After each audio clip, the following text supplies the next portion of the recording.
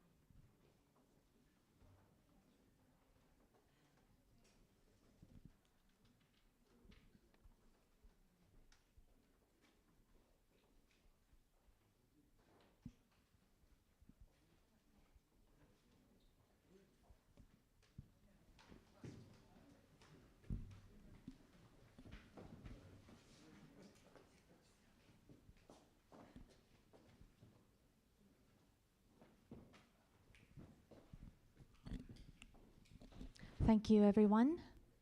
We would like to finally start the conference at the conference space. I'm pretty sure you guys had quite a journey upstairs, but we are very pleased to start our first session called Ma Eum, Planetary Mind and Our Friendly Neighbors. The last part of this first session is the artist talk by Bang-in Lee, Ian Kang, and Shin-jun Lee. Today, unfortunately, Shin-jun was diagnosed with corona, so he can't really join us, but we're very happy to have Bang-in Lee and Ian Kang, and Myung-hee Kim, our curator, will be moderating the session. Please welcome them with a round of applause.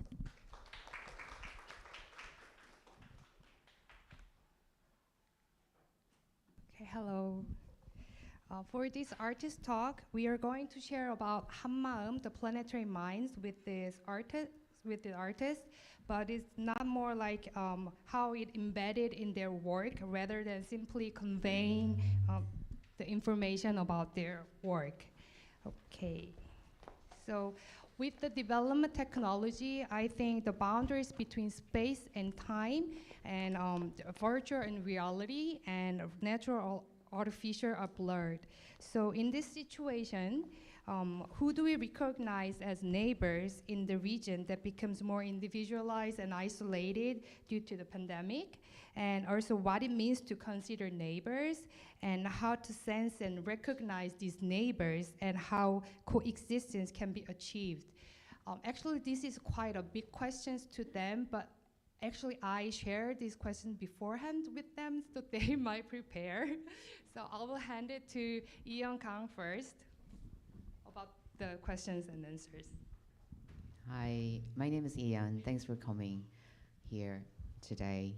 And thanks for watching our works upstairs. So as Myung-hee just noted, these questions are quite big. And I'm trying to relate it to my own work. I'm trying. So, I took some notes. So neighbor, I think I can say it's entities that share a life with me. But it's not about whether we are in the same species or group. To me, it's more like, do I have a causal relationship with them? So I would rather define my neighbors as an entity that includes environments, of course, human, non-human, and even digital entities or machines in the age of artificial intelligence as my neighbors. So I don't want to say that we need to be inclusive, embracing each other, we are all neighbors, something like that. Rather than that, what we need, the attitude that we need to reconfigure the notion of neighbors is to be, objective, to be critical, and to be factual. So if I can say, I personally think that we also need to include some kind of wastehood, if I can say, the things that we produce, the humanity produce throughout the physical activities on the Earth. For example, the space debris or the nuclear wastes, because it has really, really massive causal relationship to all the other entities in the world. So I would completely agree that we have to expand the notion of neighborhoods, not just between human to human. And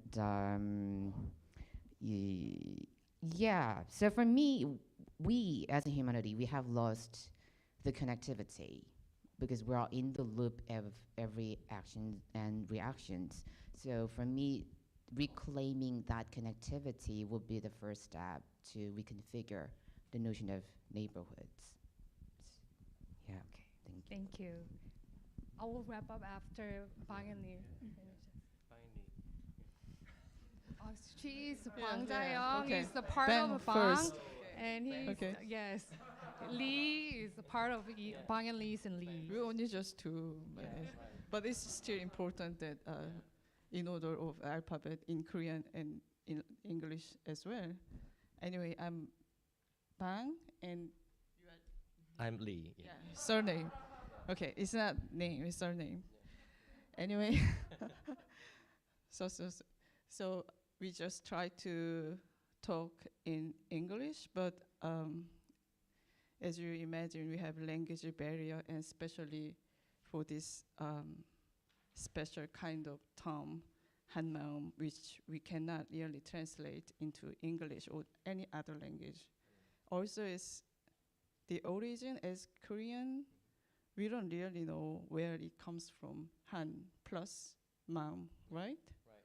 Han means so many meanings in different contexts. And also maum, literally we can translate in Korean as heart, in English as heart, Or mind. mind, consciousness.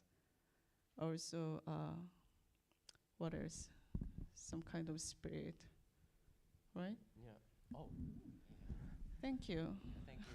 That fits for two of us. Mm. Anyway, and so we have prepared short slides. Yeah. That's the ending. Yeah. So we want to show some slides, Yeah. and we thought that how we can visualize Ma Eum as a visual artist. Yeah, 한마음. Very difficult, right? Yeah, very difficult Even actually. to utter. Mm. So anyway, we say Ma Eum. So that was the problem too, because we always say we, even Yeah. though Yeah. I, Yeah. right? As a Bang and Lee, we are saying all the times we, but not my or I or something. As a collective, As we are- you yeah. have some kind of Korean understanding. I mean, in Korean culture, we always use the word we rather than I. Yeah, our husband. Or Yeah, something. even our Yeah, husband. It's, My- it my- sounds really strange, but my we are, husband. we are You're saying, my we are hu- using. okay. Okay, Yeah. let's Oh, sorry. let's do some practice then. Yeah. Yeah. Our country, Yeah. Mhm. our nation, Our mom. mother, and our car. Yeah, our car. Yeah, our work, Yeah. our colleague, our friends. bang or something like that. Yeah. Yeah, that's different. Yeah. That adds some more Yeah, affection. That's kind of we are using our. We are using like exclamation. Our baby, our good baby, or something like that. You know. Yes. So yeah. Anyway, that's important. So when we talk and use the word 우리, which is we, our, us, so please bear in mind that which is I or real we. Mhm. And so maybe it's interesting how the exhibition's title Yeah. could deliver this kind of special message to you, the audience in the UK. So maybe next slide, please. Yeah. So we thought, as a Korean, again, we have little search for the origin of the word we. In Korean, we, Mhm. 우리, comes actually, it derived from 울타리. It sounds quite similar, 울타리 and 우리. So something in between the consonant is missing, but its literal meaning is fence, but not in physical object, but it's more or less, I think, more or less like the way we feel Yeah. protected, Yeah, protections. or communal, as in the communal Yeah. culture, Yeah. or Mhm. collectivist mind. Yeah. We could use this kind of certain term, 울타리, but this is also very vague because we use this Korean word in certain context, right? Mhm. So it's very interesting who define us as we, 우리. In our neighbor is really in 울타리, or we belong to 울타리. 울타리 right? means a country, or 울타리 means nation. What does it mean, 울타리? It's like just a fence to put, people into the certain space, or we are defining as a border for protect ourselves. So it's a quite, we have So a it many was questions. also a very good opportunity to think about this term. So it's very complex title, I think. Our friendly neighbors. Yeah. And our neighbors are already very complex. Yeah. but friendly neighbors. You can imagine everything, and let me show you one image when we visualize the 울타리. Okay, Yeah. we found it, we Googled it. Yeah. We need this Yeah. image when we visualize in our mind. So do you remember this? Yeah, when I was child, we used this in elementary school as a desk, and we shared with our neighbor. Yeah, it's No. 짝꿍. Yeah, What's the 짝꿍, yeah. 짝꿍? It's mate. A schoolmate. Yeah, schoolmate, yeah. The first day of elementary school, as I remember, that I was completely nervous, right? Mhm. Everything is new schoolmate, and the mom tells a lot of things, and I couldn't really generate, right? Yeah. And the first day when you got into school, and we see this desk, special desk, Mhm. the in between, you see the gum. Yeah, We say in Korean gum. yeah. What is it? Border, yeah. Yeah, Border. it's yeah. quite visible. Yeah. The Actually, you can see here border between. Actually, there was no border. Someone someone made. did, border. the seniors. Yeah. Yeah. Senior, we just got this Yeah. from the senior, the first grade. Normally girls do, to make No, this. no. No? Boys. Boys do. Boys. Okay, boys do. They Yeah, occupy yeah, more yeah. space, Yeah, yeah, This is my territory, like that. So. We say in Korean gum, which means border. So Yeah. I thought that nobody actually taught us. I mean, the teachers never taught us. Yeah. We are living in the divided country, as Mhm. Korea was cut into, right? Mhm. Nobody taught us, but we learned immediately Mhm. what the neighbor was, right? Yeah. Yeah. And it's so south and north and you and me and everything, and the expansion of this kind of Yeah. concept we started Yeah. learning Yeah. very first day of the elementary school, Yeah. right? Mm. And right. Yeah. So we would like to, express how we conceive this kind of concept, neighbors, and the territory concept in this networked society. Yeah. As you have seen above our Yeah. recent piece, it was actually developed in 2019, 3 yeah. years ago Mhm. in Taipei. Yeah. Because as we work as a collective and we always work together and we share our hard disk and computer and the kind of electronic device, and when we had invitation from Digital A트센터 in Taipei, at the airport we've got problem. My Macintosh considered as a bomb, so they didn't allow to, carry this to Taipei. So we got there without any computer or notebook and device. We have cell phone, we have smartphone, thank God. Mhm. Anyway, and everything was very new, and it was kind of new territory for us as well. And all the language and characters, I think as Asian, we have shared only few information though. Back then was very chaos Yeah. Yeah. due to political reason, and just shortly before the chancellor election Yeah. Yeah. campaign started. Yeah. And in that time in Hong Kong there was a huge Huge demonstration demonstration as against well. the Chinese government. So So without Yeah. having enough material to produce or create artwork, we start writing anything and about the feeling or the concept we have kept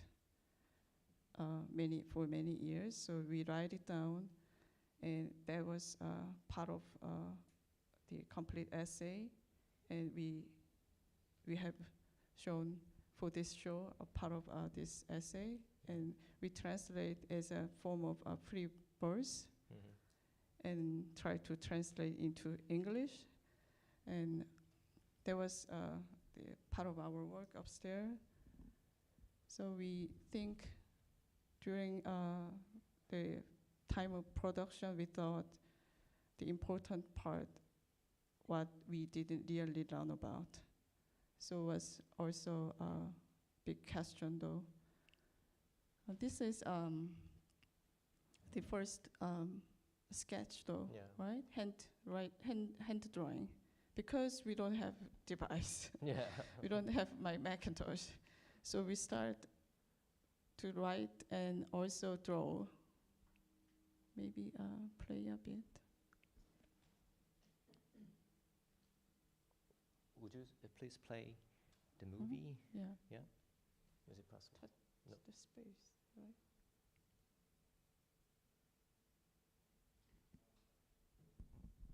Next is maybe a video.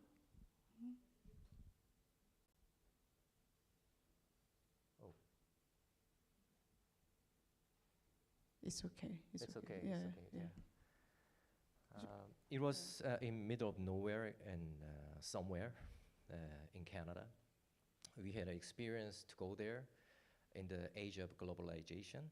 We had the technology to be connected with each other. So we didn't think about it could be a kind of border between the people, you know, to have a problem to communicate each other. And then when I went to in the middle of nowhere of Canada, and then I had some problem to communicate with other people. Maybe the people thought about it, I'm a kind of intruder there. Because farm collapsed, economy collapsed, and they didn't have real communication technology there. So I thought that there was no border in the telecommunication technology, all expanded, and we had a technology to communicate each other. So I didn't expect like a hostile feeling to be there. So we felt that there was something like a border. So we reminded some moment in Taiwan. There was some people, they come from Hong Kong to avoid some political issue, and even though they are using same language, Chinese, and as one nation, when they had a political problem, they felt maybe like there was a border, like maybe they lost their house or their country or something, and then they have to flee. And then we had also like a really similar feeling somehow as an artist. We became like a nomad. We didn't want to be a nomad, but all of a sudden we became like a nomad, and we lost the house. Maybe we don't know yet where the concept of the territory comes from, but we had a concept of the territory already, and then we had a country, and then if we lost country, where we go? So we had such kind of feeling of lost of mind. So we would like to share with you what does it mean nowadays, neighbor or friendship, or sharing something together, and for the peace, what can we do, or something like that. So maybe you can tell about our concept of the some Koreans, what they did in our history to be united, with the languages or with culture or something like that. So nowadays, what is the role of the artist? Maybe we have something like another language to communicate with your audience. So maybe that's why we started to work with this subject. Yeah. I think you want to be a poet, but we never get it, that quality. So as much as we can work on other materials and something we think important, we can still deliver the kind of message using visual languages. So we just want to share how we put these different materials together into one project. I mean, we have 1D, 2D, and 3D kind of work completely mixed. So, would it be possible to hear more from Ian as well? yeah. As we go on with the Sorry. Yeah. Okay. Yeah. Sure. We also, Young also had some questions for Ian as well, and maybe we share more of the communal questions to further go on with our discussions. Yes. Thank you for your Yeah. lovely stories. And for Ian, I think it's I also kind of connected with your thoughts and saying that we also have to embrace our wastehood. And also, I think your work shows that that we need to rethink about how we save. I don't want to save the earth, but how to we reshape our thinking to be a better person, to be a better world, and in this kind of notion that for the planetary mind. So, and I don't have any questions, but actually you said all of the questions that answered, right? No? I could add, because I thought that it's more like a conversation. Yeah, probably I misunderstood. So, yeah, the notion of neighborhoods needs preliminary questions about the border, as Bang In-Lee just pointed out. And as an artist, I've been working from the very beginning of my artistic career. I've been always think about the borders, somewhere in between. From the very beginning, from my BA was in painting, and I moved to video, and then I moved to digital projection mapping, whatnot. So for me, I'm always somewhere in between the physicality and digitality, between the surface and the depth, between the materiality and the immateriality. So for me, thinking about the border, thinking about the betweenness, in-betweenness has been a very critical question, the very fundamental question. And after that, I've been kept working on that area, revolves around everywhere. And then did my PhD, medium-specific one, what is digital, what is physical, and then the COVID-19 outbreak happened. So before the COVID-19, I've been exploring about what is human and non-human, that kind of in-betweenness. But after the outbreak of COVID-19, I can't really stop. I just can't help but thinking about what is human and what is environment, and why do we act as we own this planet?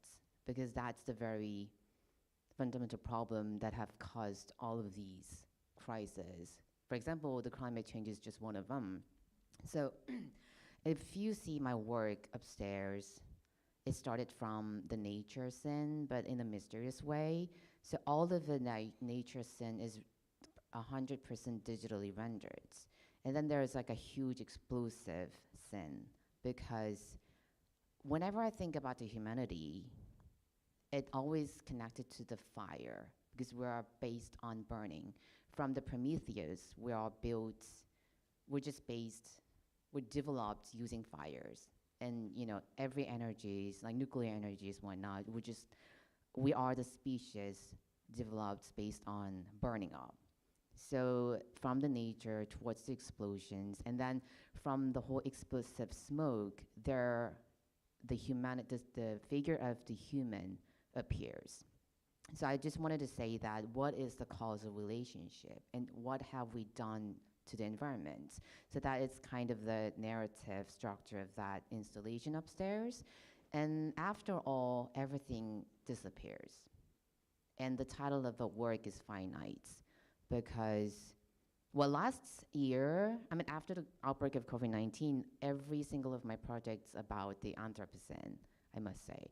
So for example, I did a solo exhibition last year in Korea, and I titled it Anthropose. I researched a lot preparing my solo exhibition, and then I found one very interesting paper from the Nature, and I picked up that single term, Anthropose, because of the COVID-19, Anthropocene has paused, because the act of the humanity has been ceased. unexpectedly. And because of that, we can finally see the clear sky, crystal clear ocean, so that the researchers and educators and scientists and engineers can really start their research. So they decided to call 2020 and 2021 as anthropause. So I wanted to use that term because I think it's a really, critical, the term itself has a very critical message in it. So really need to think about it. What if we pause, the other entities thrive? So we really need to reconfigure the relationship. What is finite? What is infinite? And why humanity is like obsessed with the notion of infinity? Because even the digital numbers are finite. Nothing is literally infinite. So that is the, I can say it forever, but so that's the reason why I called it as finite, because everything is finite, and that's the reason why it's more meaningful. If everything is infinite, why do we need to, try so hard? So continued from there, I'm thinking about what is I'm trying to continue connected to the question of neighborhoods. So yeah, for me, it's quite natural. And the director No just mentioned about it in the upstairs at the beginning of today.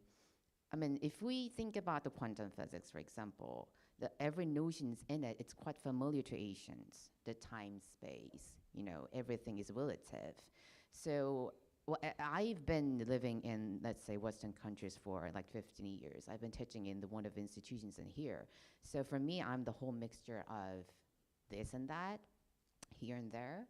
And so, because I'm sorry, maybe I took too much. So, but let's go back to the very fundamental question. So we need to, for me, everything's about, we need to go over with the binary thinking, the dualistic ontologies. If we just keep trying to use that discipline to everything, we don't have any future anymore. So for example, one of the work that I done last year is I titled it No Mother Nature, because I really personally, I don't like, why do we need to call nature a mother? Because it's not even a woman. Humanity loves to use so many rhetorical instruments and devices to justify our exploitation of a nature. And that's how we developed so far. I do appreciate it. However, that framework is not working anymore. So for me, whenever I think about, I'm trying to think about the neighborhoods because of this exhibition, because of this session, forum, conference, but then it just keeps me going back to the very questions about what is in between, how can we go beyond the non-binary thinking, something like that. For me, the neighborhood is not positive or negative notion. It's more like how we can reconfigure our relationship to everything else. So yeah, that will be my question, my answer. Yeah. Okay, thank you so much for your answers.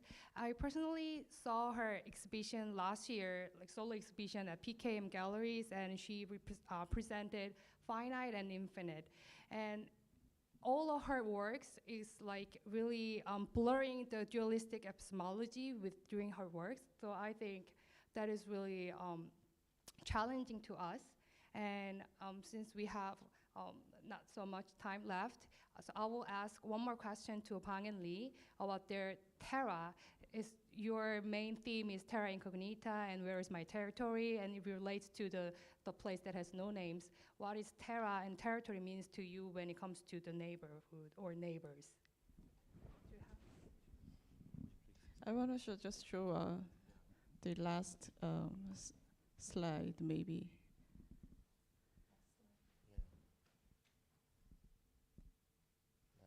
We ran out of time.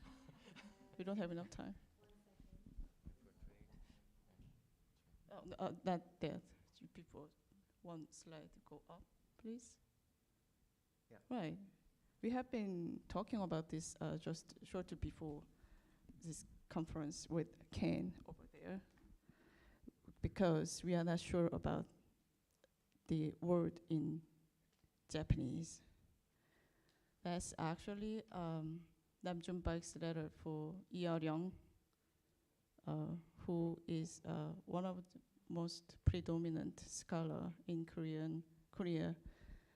and on his 60th birthday in 1993. Nam Jun-bak just wrote him with few words. It's multi-languages. So he wrote it right that way. As a Korean, I kind of understand what does it. And the first is, as a pronunciation, is 말. The second is also 말. But in Chinese character, I mean, Sino Hansa we use it still in Korea. The first is language word. The second is horse. But to pronounce is the same word, 말 and 말. The third is maru.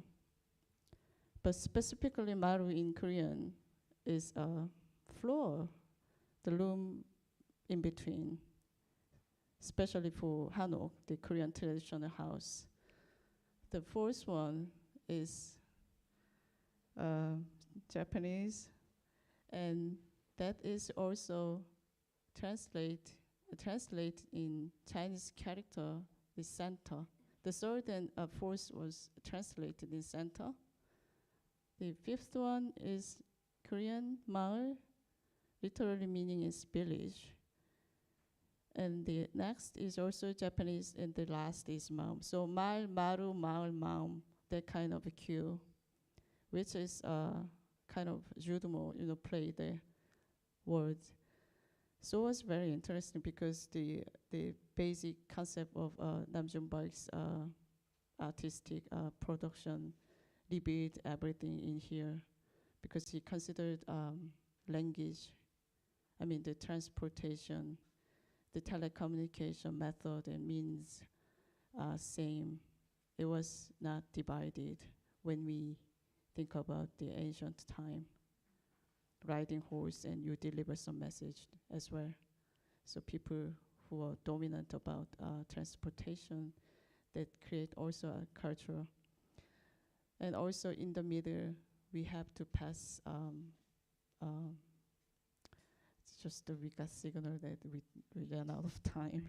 But anyway, and it was interesting. Maybe after the talk, we can talk about further about the concept of our friendly neighbors and 한마음 as well. And we feel a little bit sorry that we couldn't really deliver the message to you, but we have work and maybe it's already enough. So thank you. Thank you. Before we end the session, we would like to get some questions from the audience if there's any. Anyone? If not, then we will end this session here. We will take 10 minutes break, and we would like to have you guys back by 4:10 here. Thank you.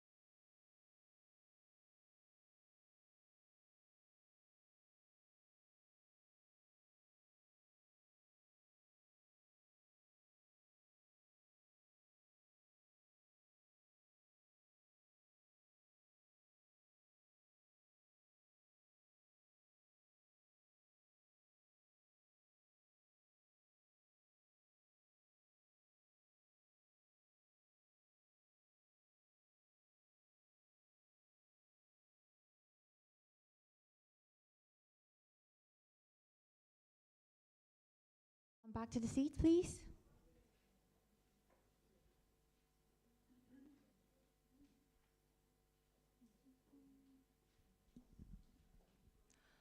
Welcome back.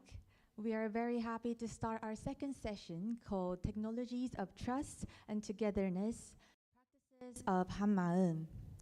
East meets East calls for reformation and revisit of virtues and values, questioning the existing systems of order that is deeply engraved within our thinking and practices. Technologies reflect human desire.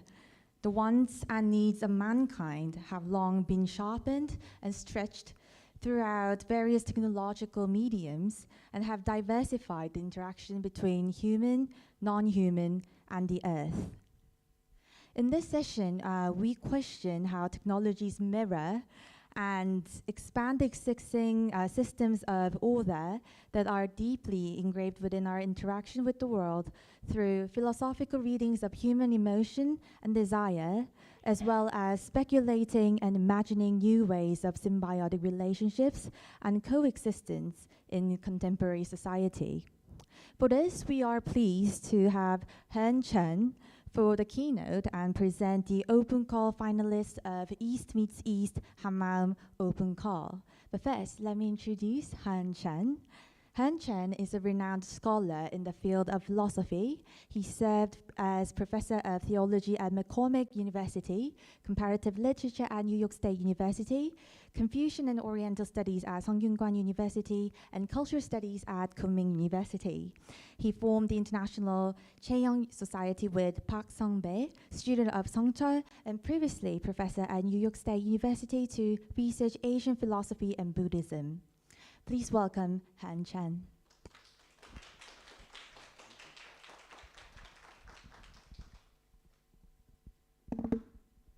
Thank you, everybody.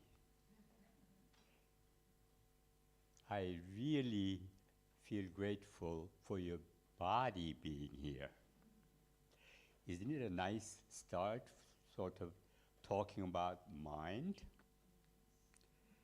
I feel that while I was sitting there, listening all these wonderful artists talking about their own art, I felt empty-minded because I was so observed to what they are talking. It was so intriguing. And I feel that, my goodness, trust me, I'm over 80. But then all my life, I'm sorry, maybe not when I was 3, but then I was struggling with these issues that they were talking about. And then I said, whoa, Hanmaum, one mind, whatever that is, that must feel like empty-minded. When you're empty-minded, what you have left? Your body. In the end, our body counts. Without the body, where our mind go? Okay, so I almost forgot what I was about to speak while I was sitting there listening to them. And then I said, whoa, it doesn't really matter what I'm going to say because that's why I'm here. When Director Rowe, out of blue, sent me an email, would you come and speak on this particular conference? I didn't know what she was asking me to do, but then I was just so excited that she called me to come and see her. So I said, yes, I will. That's usually my trouble. But then I'm here, and then this morning when she walked in, and when I saw her, I sort of realized that why I'm here. So let me sort of get into the topic.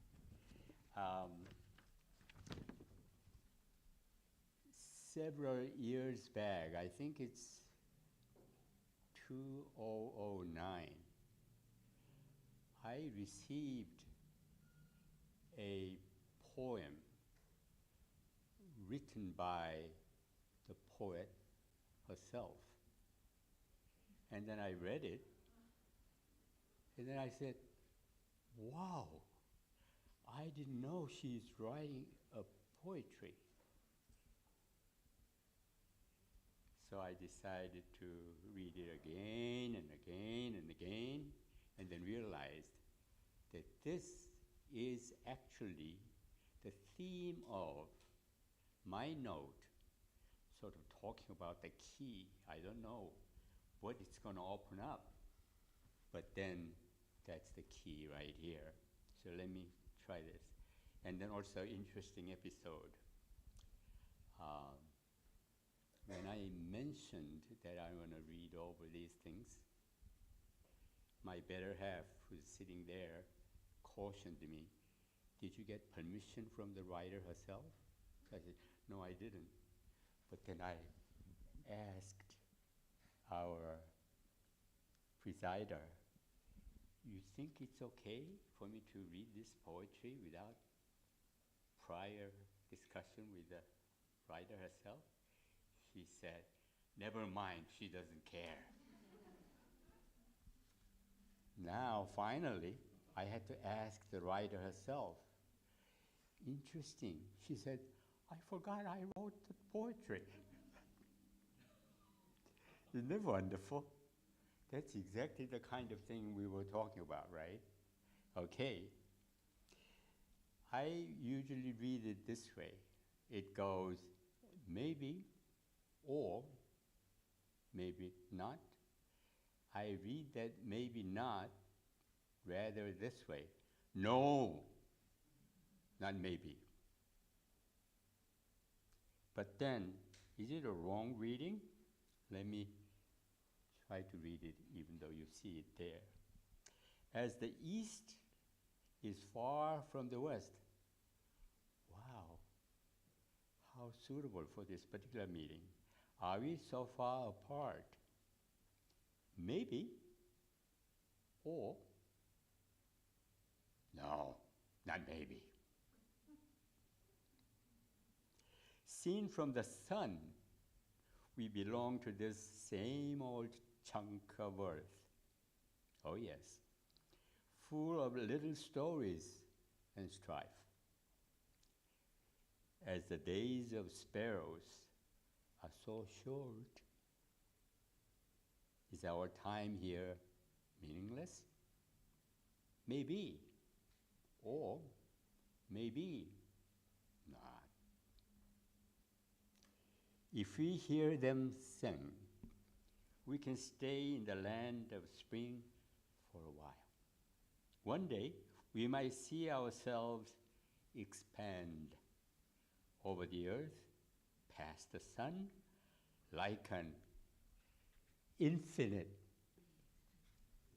balloon. At that moment, we might find ourselves swimming. I feel good at this part. In that clear water of time. What a statement. Clear water of time? Never messy? Whoa. Maybe she never had a flood in her basement. But then that's what she's saying. I won't touch it. Thank you. Still it's a clear word of time, okay? Where the past, the present, and the future become one. Really? Because as long as your body is one, no other way. It's all in your body. Anybody has two bodies? Maybe, or maybe. No, not maybe. I truly see you then, just as you truly see me.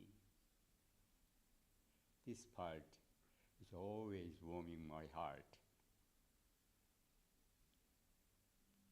I feel that I'm comforted over all the mistakes I know I have made.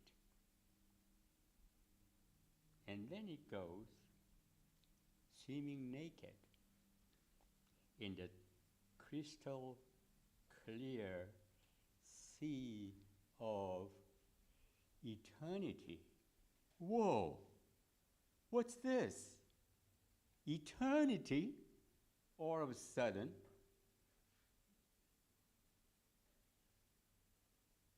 what is eternity? Do we know what is now? 5 seconds ago or 5 seconds later? What eternity? I arrived yesterday, and then I just learned that about an hour before I arrived, Queen Elizabeth passed away. What eternity? But then, interesting, people never stop talking about Queen Elizabeth, too. As long as the British race remain on earth, they will keep talking about Queen Elizabeth, too. And then I don't know, maybe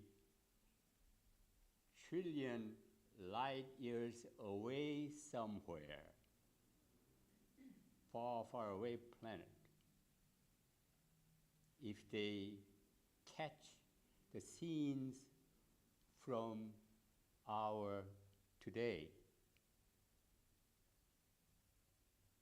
as our Webb telescope did, they will see what we are doing now, trillion light years later. I'm talking about science, right? Am I making up something? That's what we did. I mean, they spent so much money to put up the telescope because it's our job to do that sort of thing. I love the visual shows, the sunrise thing, the wandering sun. And then I shared a little conversation with Director Rowe. Isn't it so comforting? If sun is wandering, what's wrong with me wandering? It's sort of empowering in a way. So you picked up this little guy and say, it's okay. As long as we feel it's okay, we do amazing things. You know, I look at you. We are here, our body is here because we have lived so many passages of time up to this particular point. We don't remember what we have gone through everything. Some things never leave our mind.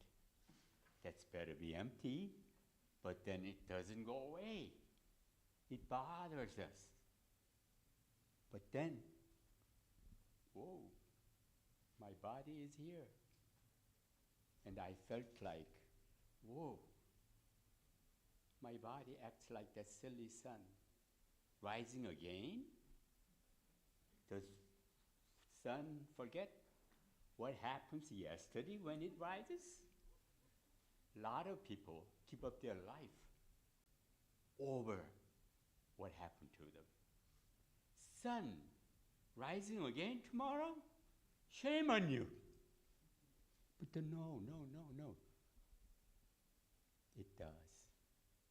Now, eternity is not something strange,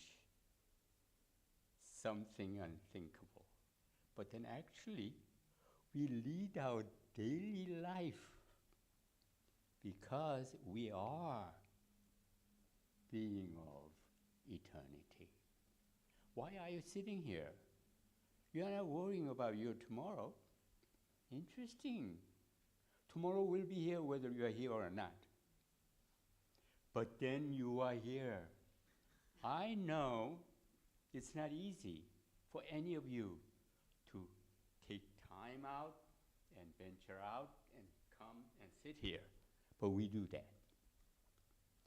Whether we are aware of it or not, yes, because we are being of eternity. Now, there was a almost infinite amount of questions, right?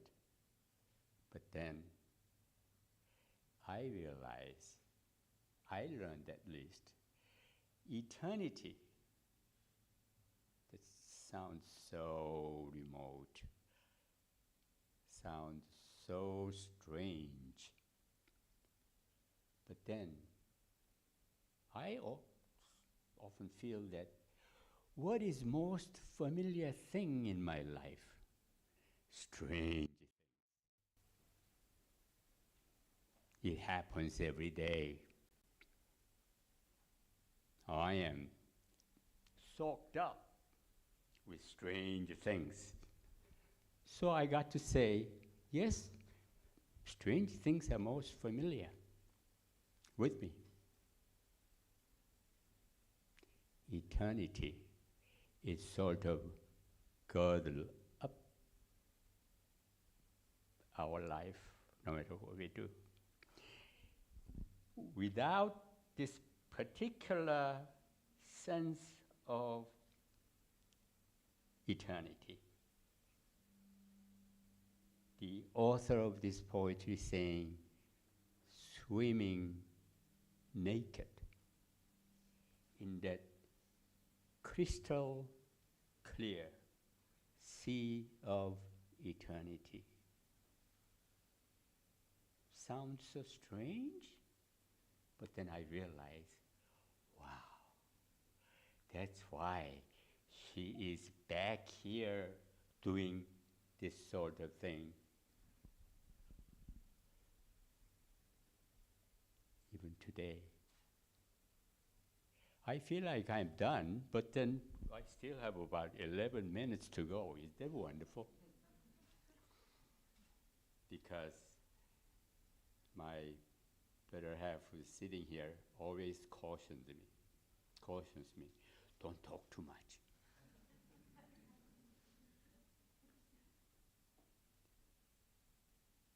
But then, whoa, I'm already done. In 20 minutes, my half an hour keynotes. Is it okay to take even the responses from the audiences?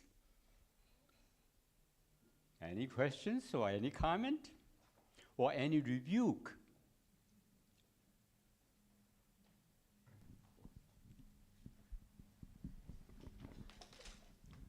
Thank you so much for your thoughts, sharing thoughts with us. And I would love to hear your thoughts about if it's different, what's the difference between eternity and infinity? Yeah, because that's my... yeah, I really appreciate that question because in fact, it's a same sort of language formation. Eternity is there's no termination, or even infinity is no finite stuff. So it's in a way a denial of what we already know, what we are already very familiar in our everyday life. And then we naturally feel, why deny what's so obvious? But then that's interesting. We keep doing that, right? That's what you also mentioned. whoa, you keep saying that silly thing, but then what's the use of saying it? Because I know you're going to do it again. But then we never repeat anything actually. Why?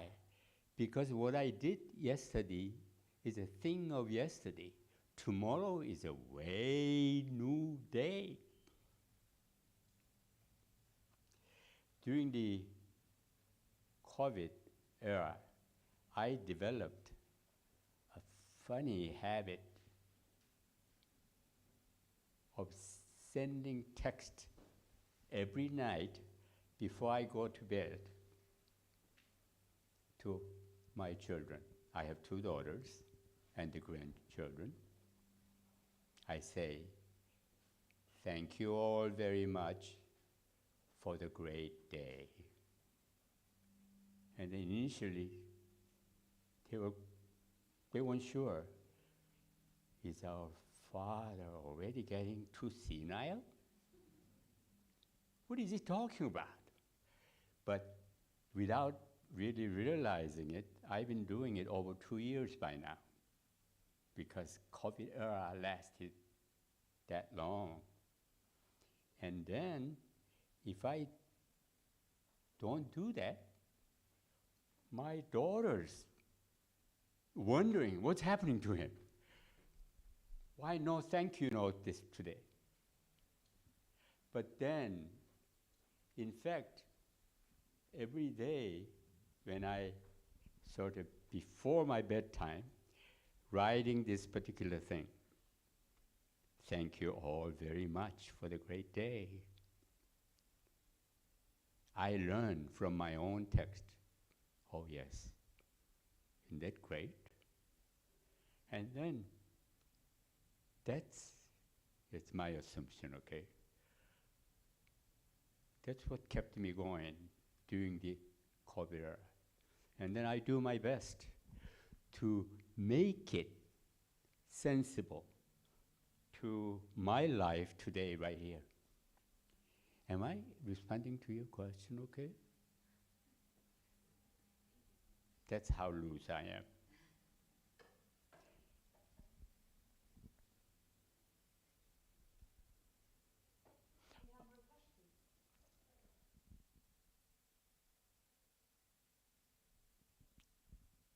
Yes, sir. I'm just going to take some time to quickly formulate the question.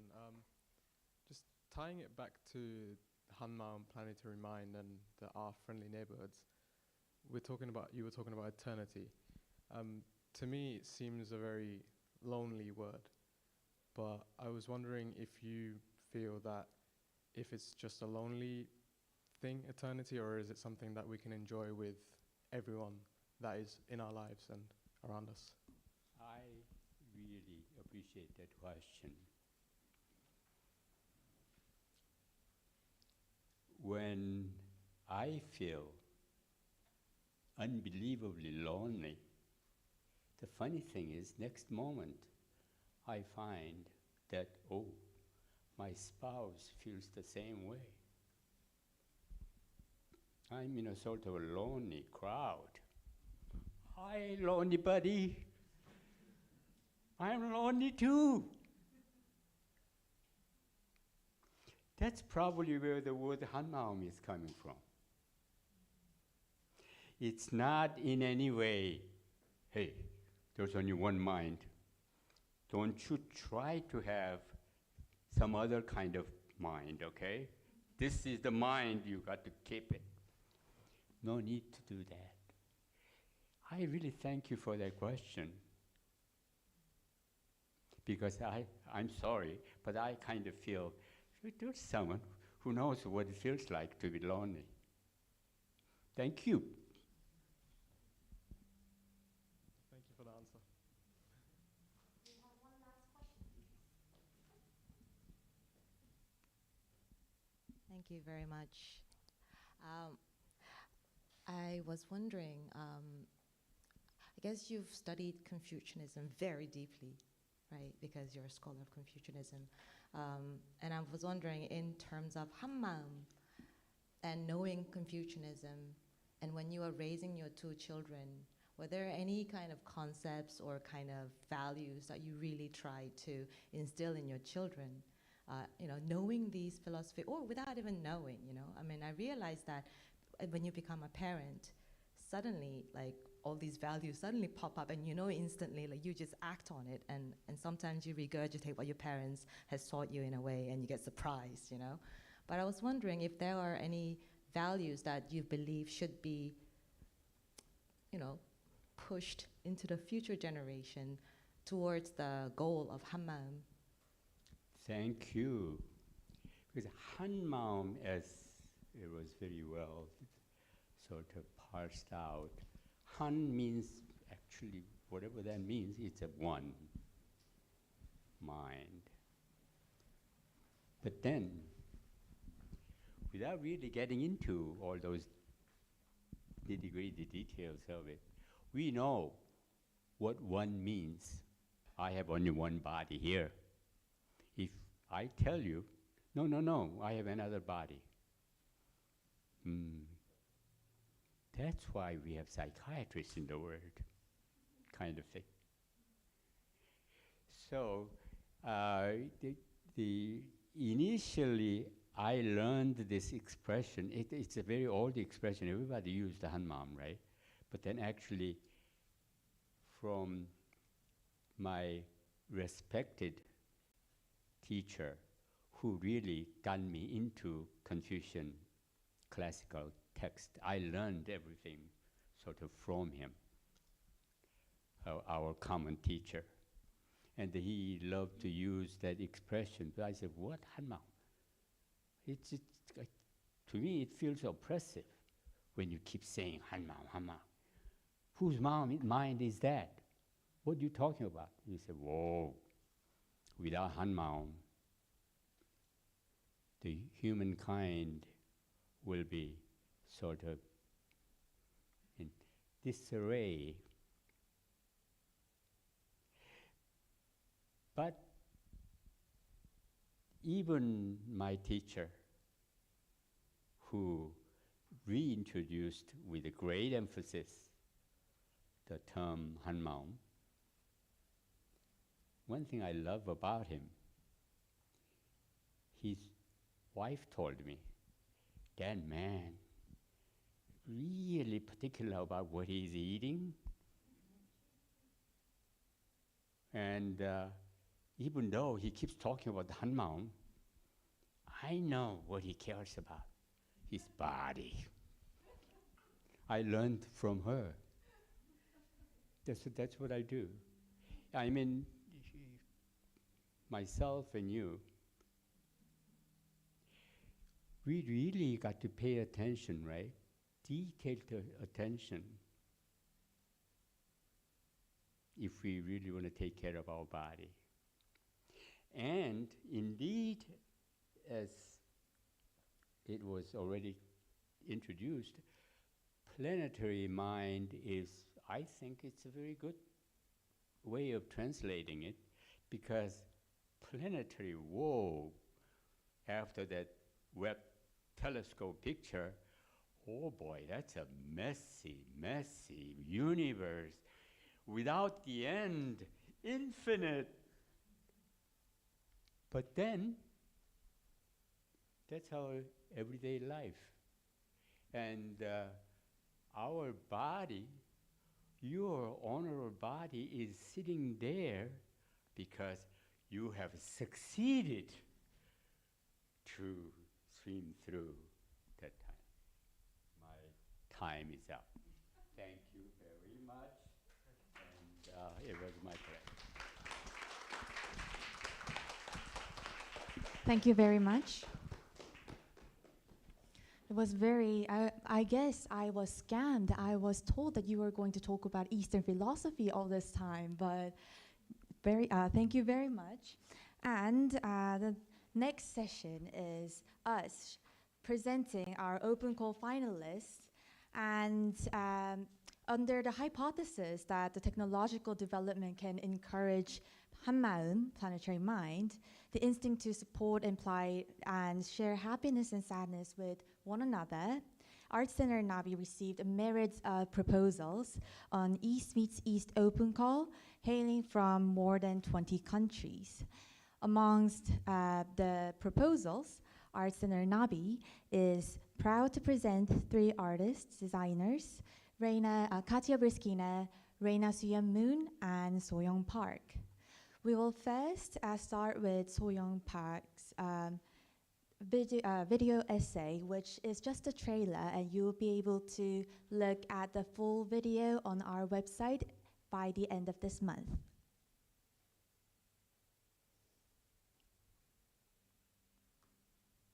One moment.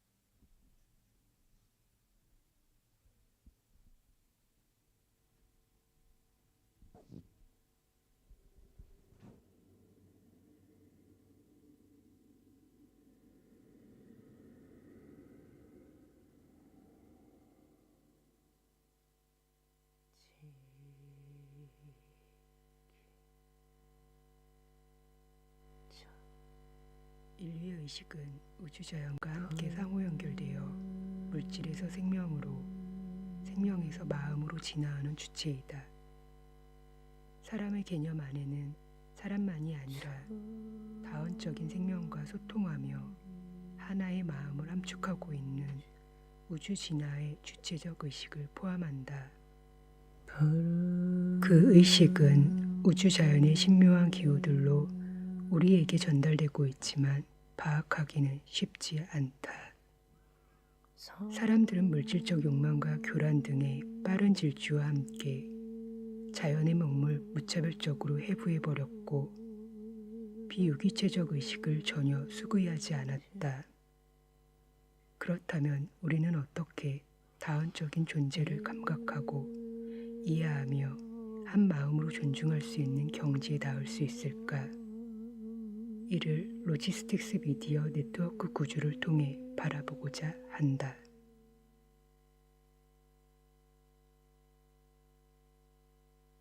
Unfortunately, we couldn't have the finalists on spot here with us, but we would like to cordially invite all of you to meet our finalists through Zoom. 1 second.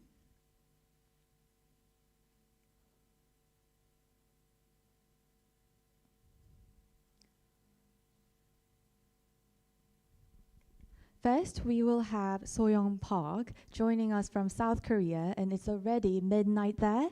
And in the video essay, Soyoung Park illustrated the interconnection between human consciousness and cosmos nature through speculating mythic creatures and instruments carved in gilt bronze and gilt bronze incense burner picture, and situated them into cardinal directions juxtaposed with symbols from ancient Korean mythologies. Today, we would like to ask her a few questions so she could answer them in details. And Soyoung, could you briefly introduce us what this logistics media network structure is? 이 세계는 유형과 무형의 세계가 서로 조화를 이루어 생명을 순환케 하는 유기체적 시스템으로 하늘과 땅, 생물과 무생물에 깃든 내면의 세계를 인간의 마음과 교감시켜 새로운 생명의 연결과 사고를 이끄는 주체이다.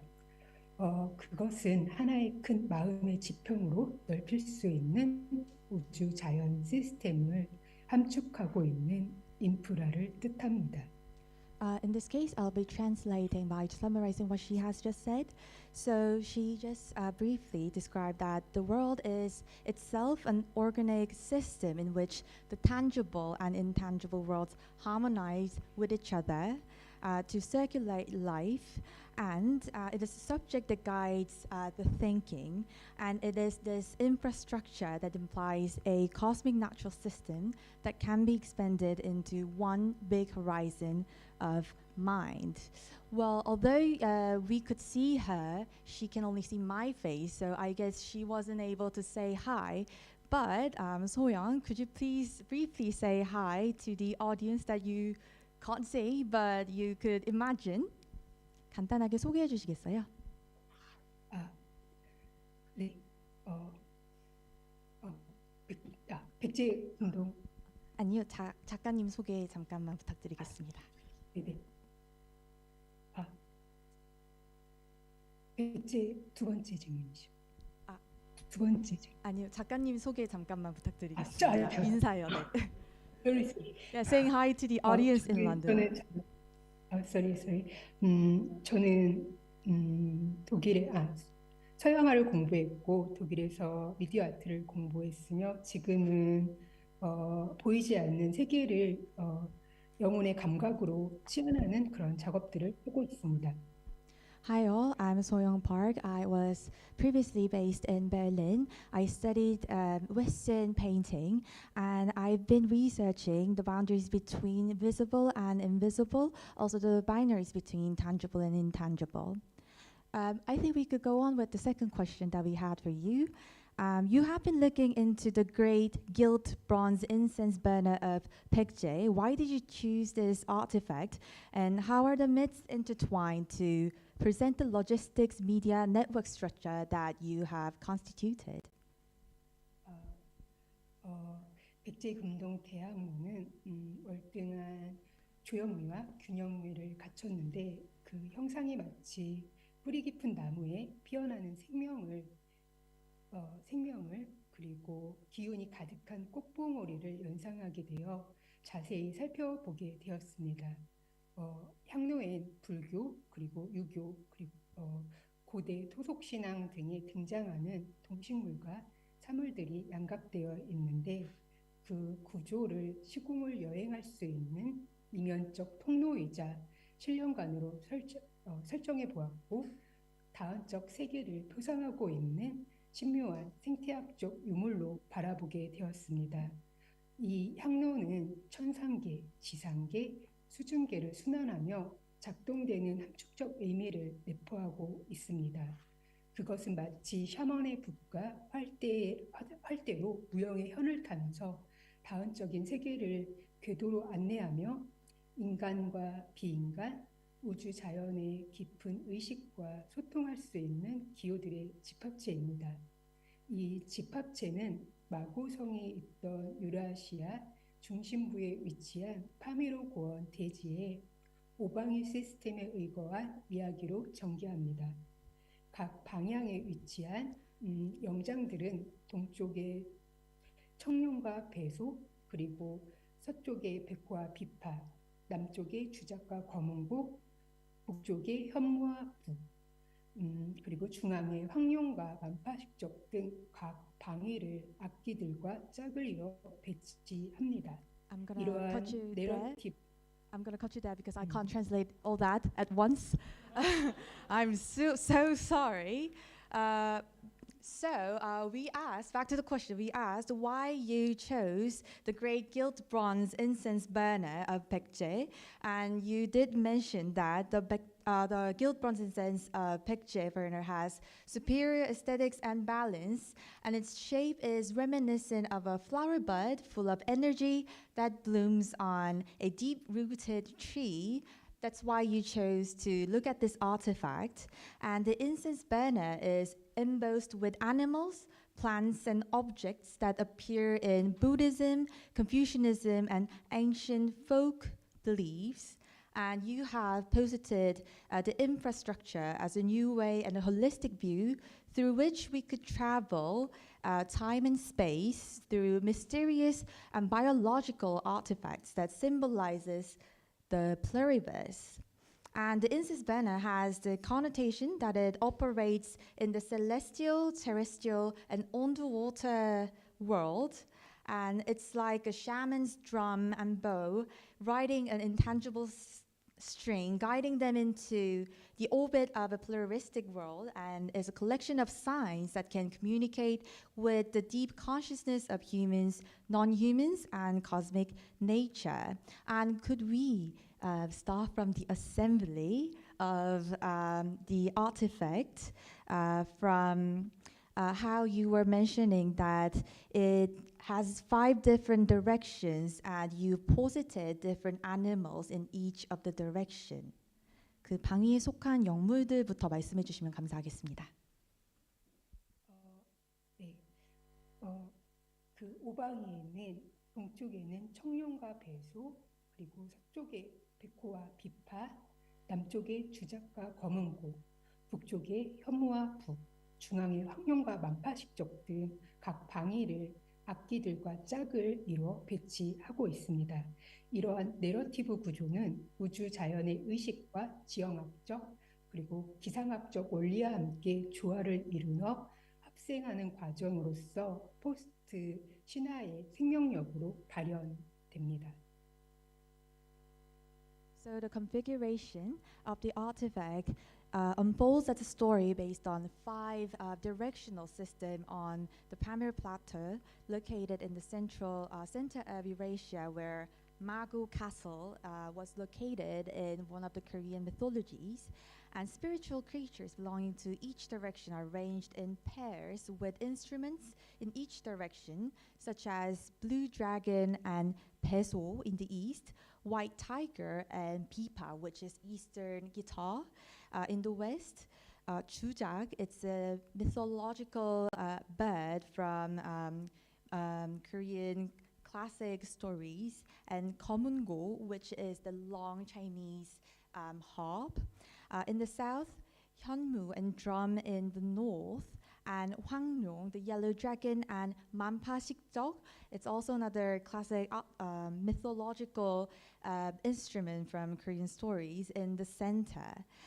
This narrative structure is expressed as the vitality of post-mythology as a process of coexistence and harmony with the consciousness of cosmic natural history and geological principles. And last but not least, we were also wondering how this kind of narrative could be illustrated audiovisually in the coming months. 이 작업은 세 개의 구조가 하나를 이루는 형태이고 이번에 제시한 부분은 지상과 지하계를 다루고 있으며 두 번째는 천상계, 세 번째는 이 두 세계를 연결짓는 사이세계로 구성되어 있습니다. 우선 마구성에 있던 유라시아 중심 도시에 위치한 파미로고원 대지의 네 방향으로 웅장하게 뻗어 있는 산줄기들의 지형학적 형상과 역사에 내재된 의식을 관조하게 될 것입니다. 그것은 자연의 데이터, 지진, 바람 등의 이동 경로와 강도, 그리고 동식물 등에서 착안한 뮤직 앤 춤 사이 테아터로 연출될 것입니다. 이 작업은 새로운 방식과 사고로 다원적 세계를 인식할 수 있는 다양한 매체 예술로 표현되며 우리의 사유적 세계의 지평을 지속적으로 열어가기 위해 우리의 의식을 깨워줄 수 있는 사이 행성으로 작동하는 것입니다.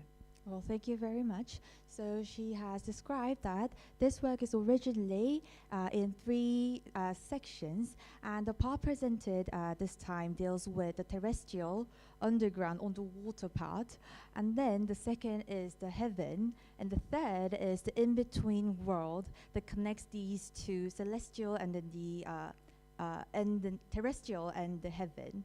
And first, she will look into the topographical shape of the mountain ranges from Tianshan Mountains, Altai, Himalayas, Kunlun Mountains, and that stretched majestically in 4 directions on the Pamir Plateau located in the center of Eurasia, where Mago Castle from the mythology was located, and she will look into the rituals inherent in the history, and that will be staged as music and 춤사위 theater inspired by the data she collects, such as the movement parts, intensity of earthquakes, winds, animals, and plants. And last but not least, this work will be expressed as a variety of media that can recognize the pluralistic world with new ways in thinking. And this would, we hope to, work as interplanetary that can awaken our consciousness to continuously open the horizon of our secular and individualistic world. Well, thank you very much for your presentation. And the second finalist that we would like to present is Reina Moon. And before I introduce her to you, I will show you another video of hers regarding her commissioned work called Silence Top.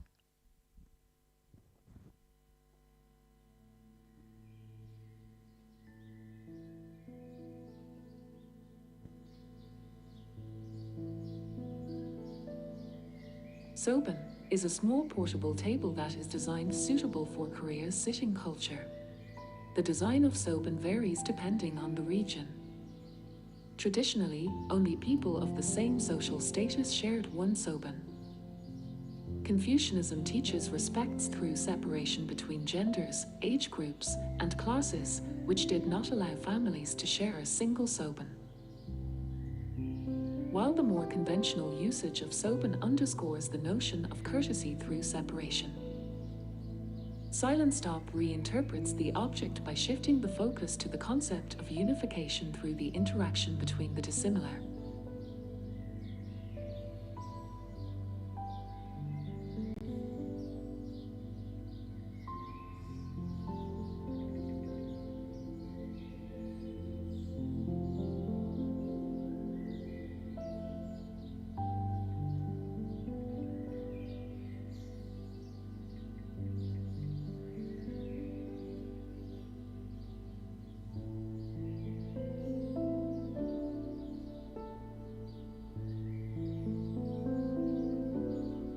Social mode is active when 2 or 3 people are sitting around it. Social silence mode is entered when the silence persists during a conversation. During social silence mode, Silence Top starts plucking the kalimba consisting of low-pitched semitone tines. Until someone breaks into the silence, the semitones are continuously played. Lone mode is active when nobody accommodates the space or only a single person is in the vicinity. When Silence Top recognizes lone silence mode, it starts generating mists that permeate the room over time. The dampness on the surface thus acts as a time indicator of how long the silence has lasted. Silence is a language of love, or the quietude permeating the ambience. Silence Top highlights the non-linguistic cues for interaction and reframes the landscapes of domestic spaces.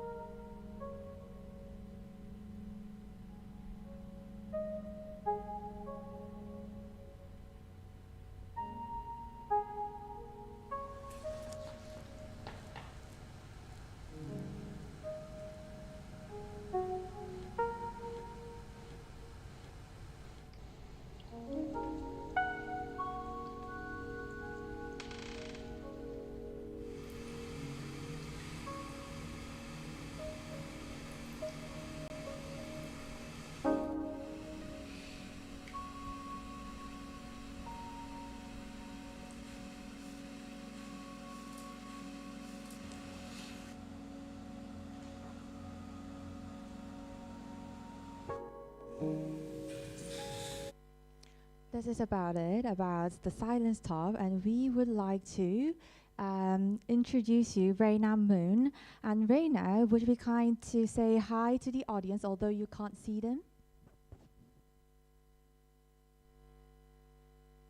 Reina, we can't hear you. You're muted.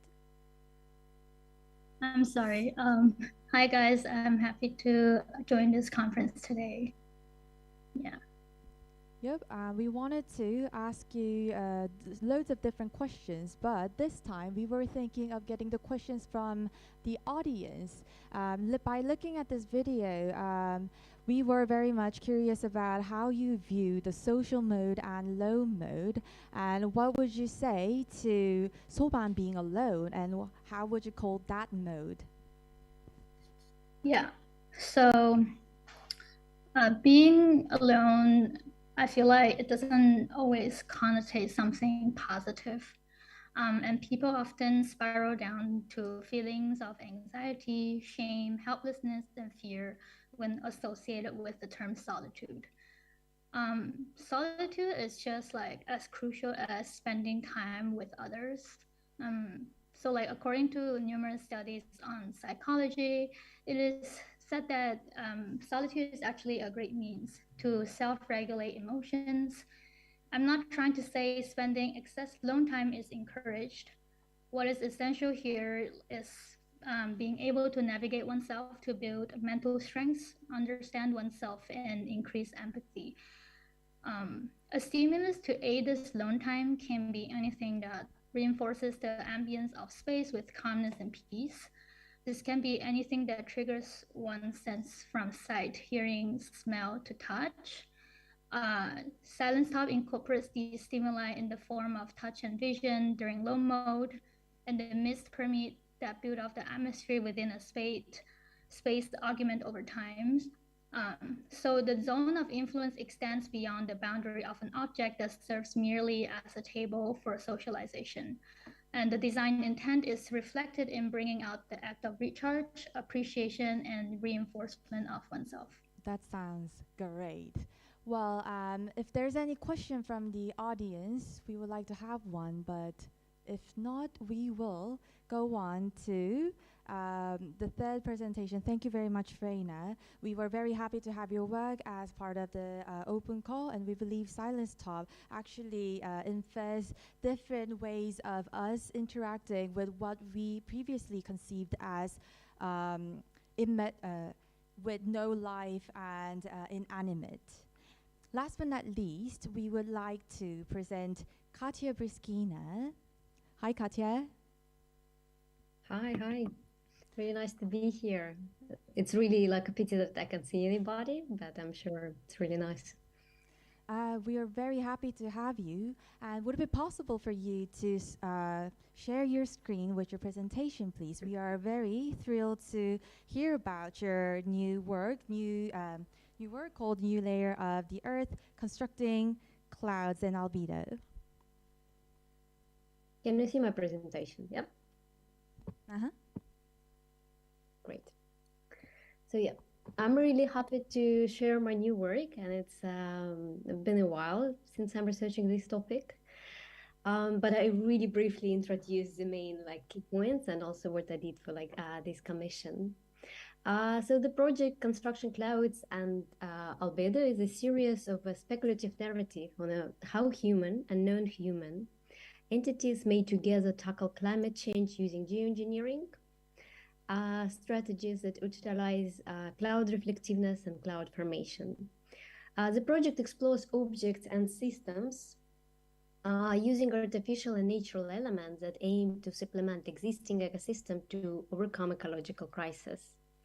By investigating geoengineering alternative, I try to bring nature and context sensible technologies together to help the ecosystem regenerate. And I really like in my project play with micro and macro scale and kind of zoom in and zoom out. And a lot of geoengineering strategies are talking about kind of increasing reflectiveness of cloud and aerosol injection. And one of the amazing examples in our universe will be, of course, Venus. That's like the most reflective planet. That's basically 80% of sunlight is going back. But at the same time, it's the hottest planet. So going in such a big scale as clouds, it's, let's say, a very dangerous one. It's discussed in a scientific community, but I want to take a look also from a land-based solutions and what we as a creative can do, kind of designing the future together. And in this case, if we assign as a like a pixel as an element to any reflective surface on the planet, we will start to understand that reflectiveness, like albedo, we can increase it, maybe changing our infrastructures, changing certain elements, because of course the most reflective one, it will be salt, ice, but as like ice melting, we also kind of, the process is being speed up. So looking into clouds, into like nature, I went through a lot of like elements from salt, lichen, and this one is from like Iceland, the same like the picture of like this glacier lagoon. But particularly for the commission, I decided to go a little bit bigger and tackle the infrastructure and like biological one. And the focus become like how to introduce this reflectiveness in like an important element that's already on land. And like as a seaweed, this one is like a seaweed, and it's important that it's has a much wider, let's say, like it's much more important for like in Korean culture than in like in our culture, just because like it can be food, but at the same time now it's gaining popularity, and a lot of people try to 3D print to use it for food, and talking about like seaweed as one of very important like solutions. But in this case, we don't look into that also for producing seaweed for bioproducts or for like anything else. I mean, bioproducts for like cosmetics, like paper, that also, if we will start creating more farms, we also will be creating more clouds, because there are more like, and more gas is being released during the growing process of seaweed. And it's kind of a speculative vision, but I really like this, that in one case, we like, it's a farm for like cosmetics, but then we're also generating clouds, and we're just selecting whatever we like. And the same like my long time research is mycelium, and mycelium is mushroom root. It's a similar concept looking at infrastructure that mycelium gained popularity in terms of materials and in terms of course, food, because fruiting body mushrooms like are widely popular in terms of nutrition. But this is one of my installations that's like growing mycelium in incubators, and I'm looking into material properties in mycelium intelligent. But also when we start taking it and kind of looking a little bit like deeper, when we see that mycelium spores, they travel all the way, and there are like tons and tons of them like in clouds, and basically they make it rain, because to grow mycelium needs water, and that's why like a spores all the way from the ground are traveling so far to create like a water drop around them and make it rain. So if we will start producing mycelium for all kind of our purposes that we need, and it's very sustainable because it grows without like energy and recyclable. But why we're not thinking about like if it could be also part of cloud formation instead of directly going to clouds? So kind of I think like I really enjoy like thinking about like this shift towards land-based solutions, but also probably the last point that I'll make, that albedo is not just not just reflectiveness. It's also like in alchemy, we're talking about purification of matter. And if we're talking about biotechnologies and new alchemy, we should also focus about what do we need to change in our way of thinking and purifying our infrastructures, our like production, our way of thinking to make it kind of more sustainable and together address a global change. Well, thank you very much. We were initially very much interested how you were presenting a series of speculative narratives on like the human, non-human entities that could together tackle climate change using the geoengineering strategies that you usually research upon. We are very curious as to your future plans. What are some other objects that you're looking into to develop this series? Yes, I think I have quite a lot of them. I wanted to develop much more, but I would say salt will be the next. Mother of pearl, more reflective pearl surfaces because you can produce them synthetically. More lichen, but more like kind of a surface, like already infrastructure, not just it's growing on the rocks, kind of looking into mill. So for now, 3. But I think it would be. I looked a lot in the ice strategies, but they were already really good design in this case. So it's like a bit harder to speculate because they actually like implemented. I see. Anyone more interested in her future works or any questions from the audience? If not, we will close this session. Thank you very much, Katja. And we will take a 15-minute break. I know everyone's a little bit exhausted with 2 hours of sessions, but we'll be back with a third session in which we'll be having a more active discussions between the speakers and the performances also waiting for you. So we look forward to meeting you guys here again at 5:30. Thank you.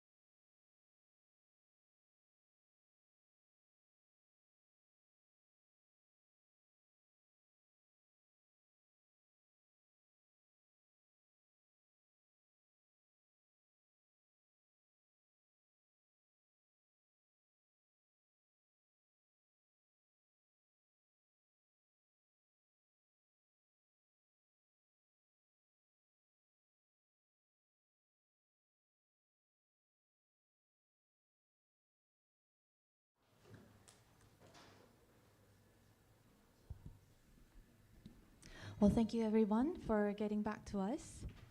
And we only have the last session with us, and it is called Imagining a New We, 우리, and Minds All Around.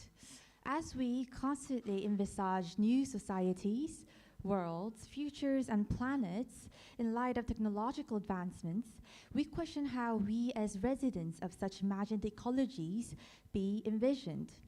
It is we, not only plural, but with the intimacy of first-person voice that we want to reevaluate. In this session, it is questioned how we perceive and situate we in the vast scope of individuals, both connected and disconnected through digital networks, demanding new forms of sharing time and space. We'll be looking into ways we foster shared practices of we and expand the lived experiences embedded within.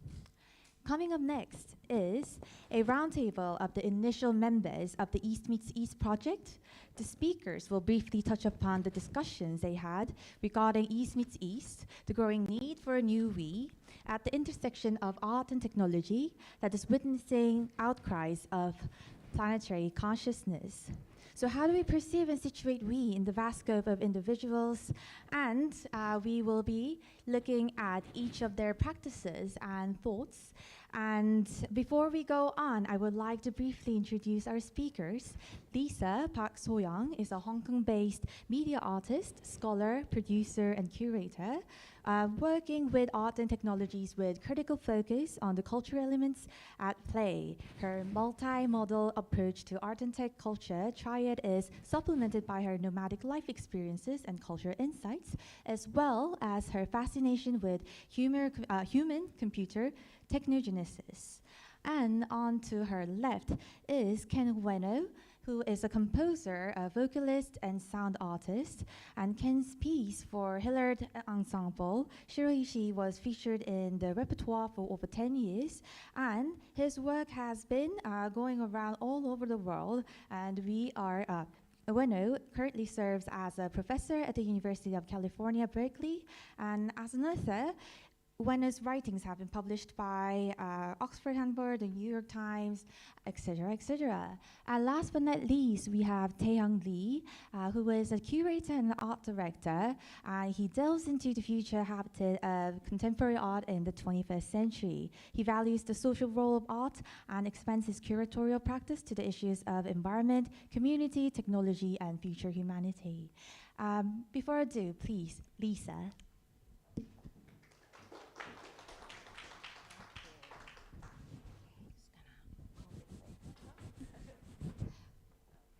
Hi everyone, my name is Lisa Park So-young. I've already been introduced, so I'm gonna move on. Oh, my slide is not up there. Should the slide be up there or? Okay, thank you. So I'm gonna read a little bit during my presentation between the travel and stuff. I didn't memorize everything, but so 우리는 via collective conviviality. So to introduce what I'm going to talk about, I'm going to start with a little bit of philosophy, very light, on the concept of in, ren, or jin, right? And then I talk about the present-day manifestation and relevance of this concept. Then we talk a little bit about collectivism and individualism. And then I throw in the complexity of globalized world, where it's really hard to really determine what is what, right? And then eventually I will end with talking about collective conviviality, which is a new concept I'm currently formulating through practice. So, in, ren, and jin, these are three words, three different ways of reading it, all meaning the same thing. Roughly translated, it means benevolence, human-heartedness, altruism, humanity, goodness, ability to feel, and empathy. This is a central concept of Confucian philosophy, and according to contemporary Confucian scholar Pei Min-ni, this term appears 105 times in the Analects, which is like the key text in Confucianism, and 58 of 499 sections in which is about 12% of the entire text is devoted to this very concept. So, which makes it the single most prominent concept in Confucianism. And in all three languages, it is also often used interchangeably with the word human, or the person right below. and as this concept signifies what it means to be a human. And you see the ren on top, in on top, is the moral and the cultural sense of being human, and the one below is more pertaining more to the biological sense of being human. They sort of come together. So, and as Ames and Roseman said, the whole concept of ren underscores the Confucian assumption that one cannot become a person by oneself because we are, from our inchoate beginnings, irreducibly social. But Confucianism is a tricky subject to approach because this philosophy has long been vilified both within and outside of East Asia. It has been maimed for some of the region's historical transgressions, such as dogmatic hierarchies, or for its patriarchal values, particularly since East Asia's turn towards modernization in the 19th and the 20th centuries. Confucianism has also been at times co-opted for political purposes as well, so it is a tricky topic to approach, especially for a lot of artists. We have come to be wary of our own ontocosmological orientation in stark contrast to modernist worldview, as well as its co-option into certain political discourse, as I've mentioned, that further complicated the situation. But I feel that we just can't simply throw the baby out with the bathwater, so I'm going back into this through our practice. Because even if we deny Confucianism's relevance in today's world or try to do away with it, some people say, well, why do you want to engage Confucianism in art making, right? Some people are very opinionated about that for some reasons. The legacy of this worldview is deeply embedded in our social cultural practices, norms, and practices. So for instance, human beings innately relational and contextual. And you can see this in the way we start with our family name first, and then we go to our last, first names. So we start from the large context, and then we go into our individual selves. And the mailing address as well, like in Korea, I think it's the same in most East Asian countries. We start with a country first, then the state, the city, the road, the street, and we come to the recipient's name. So we start from the larger context, and we zone in on the specific. And this kind of shows, these are just some of the many examples that shows that the pronounced understanding of how each person's own existence and identity extends into the lives of others and other beings. We're so intertwined in practice and our daily practice. So how does this orientation find relevance in our lives today? There are some fascinating works that's been done in the field of cultural psychology. So culture and aesthetic preferences, comparing the attention to context of East Asians and Americans. So this research is very fascinating, done by Takahiko Masuda and a number of other psychologists. And it examines how this pre-conscious propensity translates into different modality of attention management in contemporary world. And they believe that East Asians differ systematically from Westerners in cognitive activity, the way we think, including categorization, causal explanations, and logical and dialectical inferences. So for this particular talk, I'll talk briefly about the series of controlled experiments which were carried out to see if any differences in the pattern of thought emerges when they study a number of participants with largely Euro-American lineages in comparison to participants from East Asian cultures when it came to visual practices.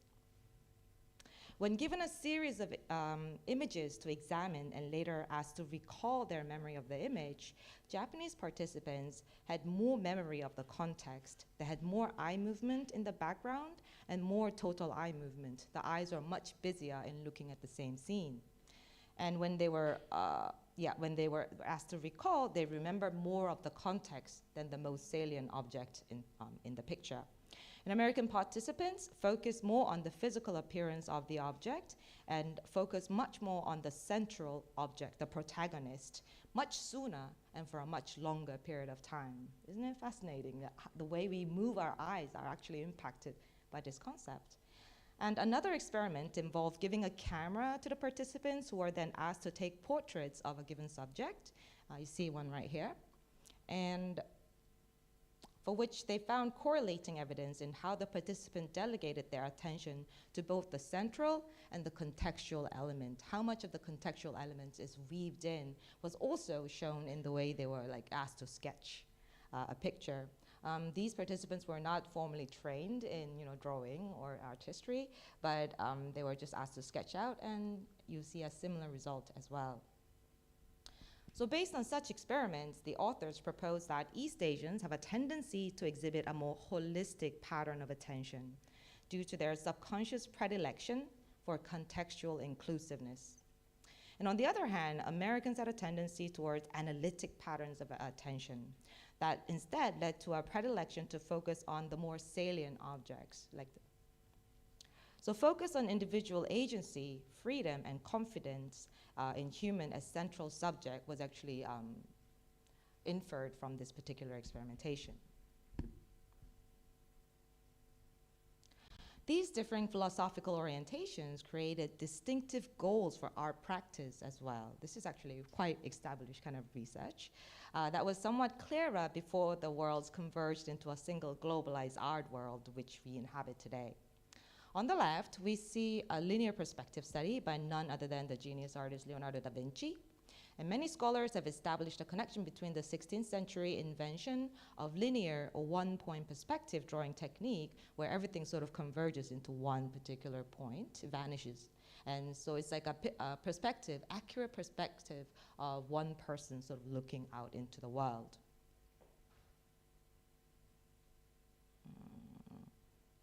And it is believed that the emergence of renewed notion of individualism that culminated during the European Renaissance sort of go hand in hand with this invention of the linear perspective.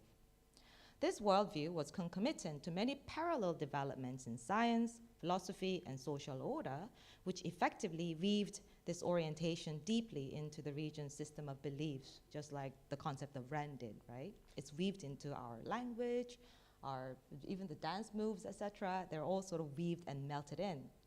And this orientation towards individualism is also associated with the re-emergence of the Greek notion of men during the Renaissance, in which self-confidence was paramount, wherein the responsibility and dignity of an individual was emphasized and the unique perspective of each person celebrated.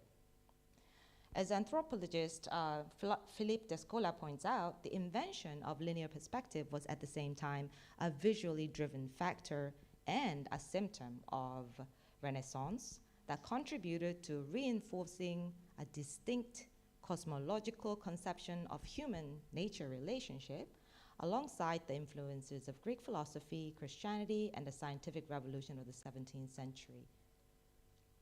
And on the other hand, you see, I can't really see very well, but Early Spring, which is a hanging scroll painting that is highly revered by Shanshui master Guo Xi.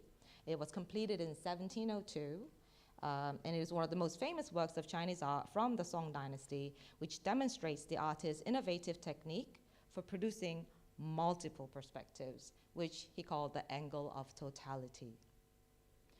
And Shanshui paintings are like Chinese ink landscape painting, which literally means mountain water, was often practiced by literati artists for whom art making was an important component of self-cultivation, wherein one can connect with the past and build meaningful relationship with one another. It was a very social activity as they engaged in the practice of art making, sharing, and discussing together.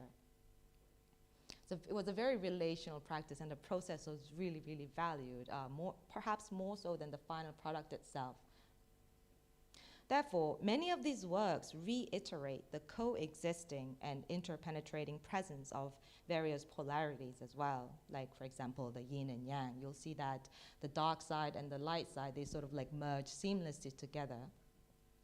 And where in the absence, the negative space, the Ma, was seen as a liberation from the presence, and it's, the contrast is always there, and it's really always spoken about. Saddling both sides with ambiguity to go beyond the form, to the fount, to the natural order.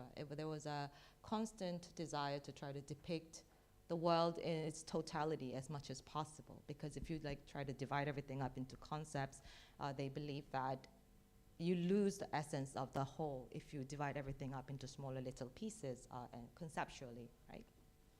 And art making was then seen as a hands-on approach to philosophizing.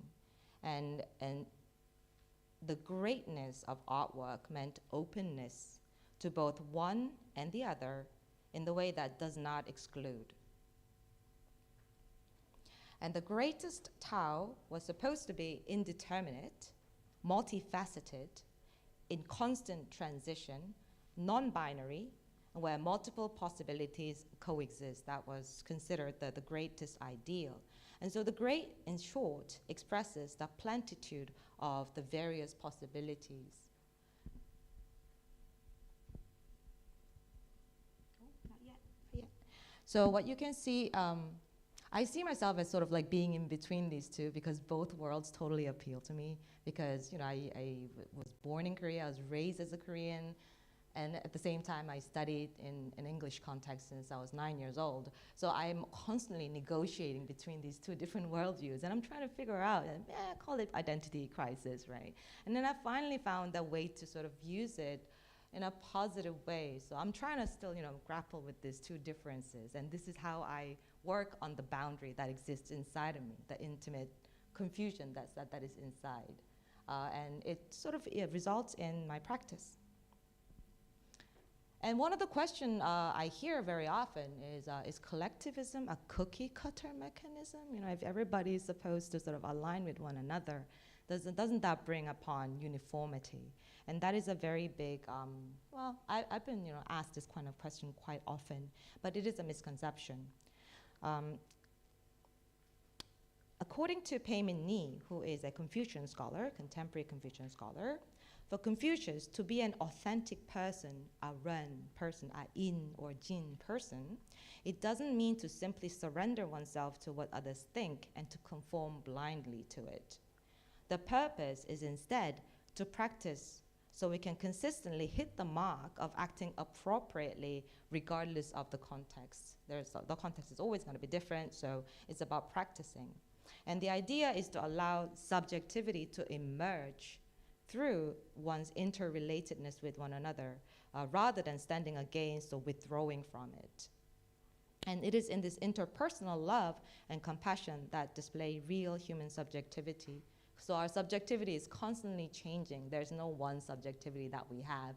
And every single meaningful encounter we have changes us eventually, little bit by little bit. There's no constant, right? And individual idiosyncrasies are not overlooked, though, because idiosyncrasies are the fundamental basis from which collective alignment of oneself with the larger context is grounded upon. Here I can talk about Nicolas Bourria's relational aesthetic briefly. And in it, he talks about intersubjectivity, that humans build our intersubjectivity through the differences that we have. But Confucianism has a different route. I think I'm gonna go over a little bit. Is that okay? Yeah? Okay, yeah. All right. So I think that one of the most important things is to unpack the differences and similarities by going down to the level of ontologies, rather than, you know, you can talk about the things that we see, the cultural elements that are available in our everyday world. But actually, when you go down to the level of ontologies, it's a bit like an investigation. It becomes very, very interesting. Okay, complexities is faced in today's globalized reality. Ontologies are always in silent action, but these ontological bases of each individual are becoming increasingly idiosyncratic due to a globalized context. Therefore, to simply take a traditional worldview from societies that have become so intertwined in the past few centuries, and to assign these ideas like, you know, individualism, collectivism as a whole onto an individual practitioner is increasingly untenable, because we're all like influenced by multiple philosophies and cultures, right? And that's why it may lead to essentialization. You cannot sort of take one person and say, this is what you're doing. And I think Ken would sort of understand how frustrating that could be, even though I've kind of done that to him at one point. Maybe we'll talk about it later. Nevertheless, the cultural propensities are still very palpable in practice in our daily lives, but this happens in so many different hybridized ways. And I'll skip that part. So how do we go about excavating and unpacking the influences of cultural underpinnings today when everything is all so mixed up, right? Universalism is not the answer at the moment because our shared intellectual repository of knowledge is not truly global enough to establish any form of universalism just yet. And there is still a step missing, and I think that is what our artists, curators, we should be working towards. So the proposition is to take experimental media art practice as a laboratory to reflect, experiment with, and nurture artistic works and theorizations from alternative metaphysical vantage points. And it's about advocating the decentralized, multivocal, and ontologically pluralistic global art world. And my proposition, again, is to leverage our cultural hybridity as an interstice, as a method. Wherein individual artists can intimately observe the cultural boundaries that coexist within ourselves, the confusion that comes, that really makes us work on it. And because we're working on it every single day, we see instances of it in every single, different parts of your personal lives, right? And by triangulating all these different instances that you see, you can figure out there's one topic, there's this one thing, I feel it so much, they're so palpable, and you then look into that particular concept because it's impossible to, even if you do a PhD, which I did, it's impossible to learn all the Eastern philosophy, all the variations, and all the Western philosophy, and then really start from like the building blocks, So I think for artists, it is much more tangible and more doable and feasible for you to observe it in your everyday life. And not only like one instance or two instances, but really put together multiple experiences and then follow that track, right? And that's the kind of stuff that I've done as well, and it was very enlightening.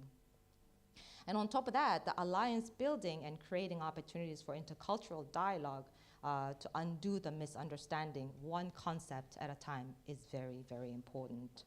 And creating a shared ground by transcending the us versus them mentality is very helpful when you're engaging with hybridities, because you can't really make an us versus them in that regard, right? And examining and unpacking each of our own cultural ruts, not, rather than pointing our finger at other people, I think we should start with ourselves, right? And working towards cultural renewal and rectification with a shared view emerging from coexistence. We have to all start unpacking it together. So how do I do it? How am I trying to at least try to attempt to do it? It's through a concept called collective conviviality. So looking forward, okay, I'll tell you a little bit about the technological hurdles also that's anticipated that I learned from studying partially distributed collaborations. I've been doing some hybrid events, and then I eventually went to facilitating hybrid hackathons and stuff, and I started reading about it, fascinating stuff. So today's context of hybrid collaboration, and we're emerging into a post-pandemic world with a whole new ecosystem of communication systems like Zoom that mediate global interconnectivities, with an exponential growth in the adoption rates of these systems. Even my 5-year-old kid started his kindergarten, through Zoom, right? Everybody is becoming a hybrid. And these systems are here to stay, definitely. And studies have found that in-group formation is a major issue for geographically disparate collaborations, which can become exacerbated due to the lack of full awareness afforded by our current communication systems. So if you have a group of people working together and someone is remote, I've been experiencing this a lot. You feel very excluded because you can't really, convey all that small little personal gesture to all the softness that makes you you. Cannot really go through the technologies because technology has been focusing on the functionality, quality of transmission, and and it's really not quite there yet, right? So looking at teams that have been successful in hybrid collaborations, it is well established that non-task related chatters that reveal ourselves as fuller human beings, mistakes that we make, all that kind of like stuff that falls outside of the task-related communication is actually super useful and necessary. Revealing our hobbies, interests, passion enables a more empathic group identity building. If not, the in-groups will be formed by the people who are like physically together, and then the people who are remote just become excluded. And there's so much misunderstanding. So even corporates are using this method of bringing co-located teams together with the faraway members and bringing them together, spend a week together, and the team just works much better after that. And there's so much more empathy. And that is the human empathy that is very much missing in a lot of the technologies that are being used.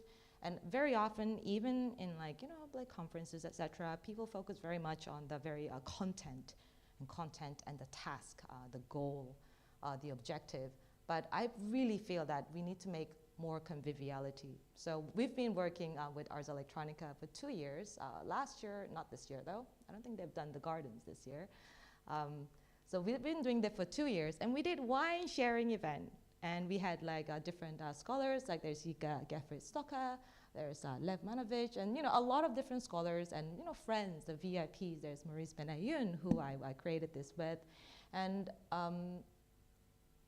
also there's Oksana, and Oksana is here. I'm meeting her for the first time in person today, and we met on Ars Electronica through the hybrid collaborations, And when you see all these conviviality, the relationships forming through this wine sharing event, well, it didn't work that well. The communication wasn't that good, but we really shared a great time because we invited everyone to bring their own wine, and we had communication.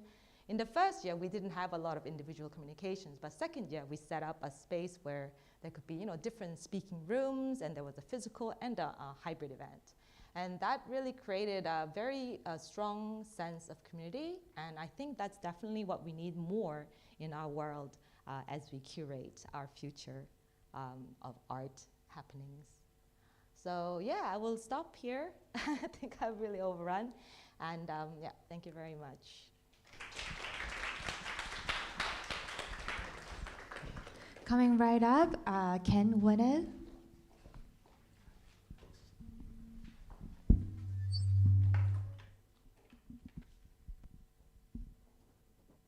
Okay, thank you.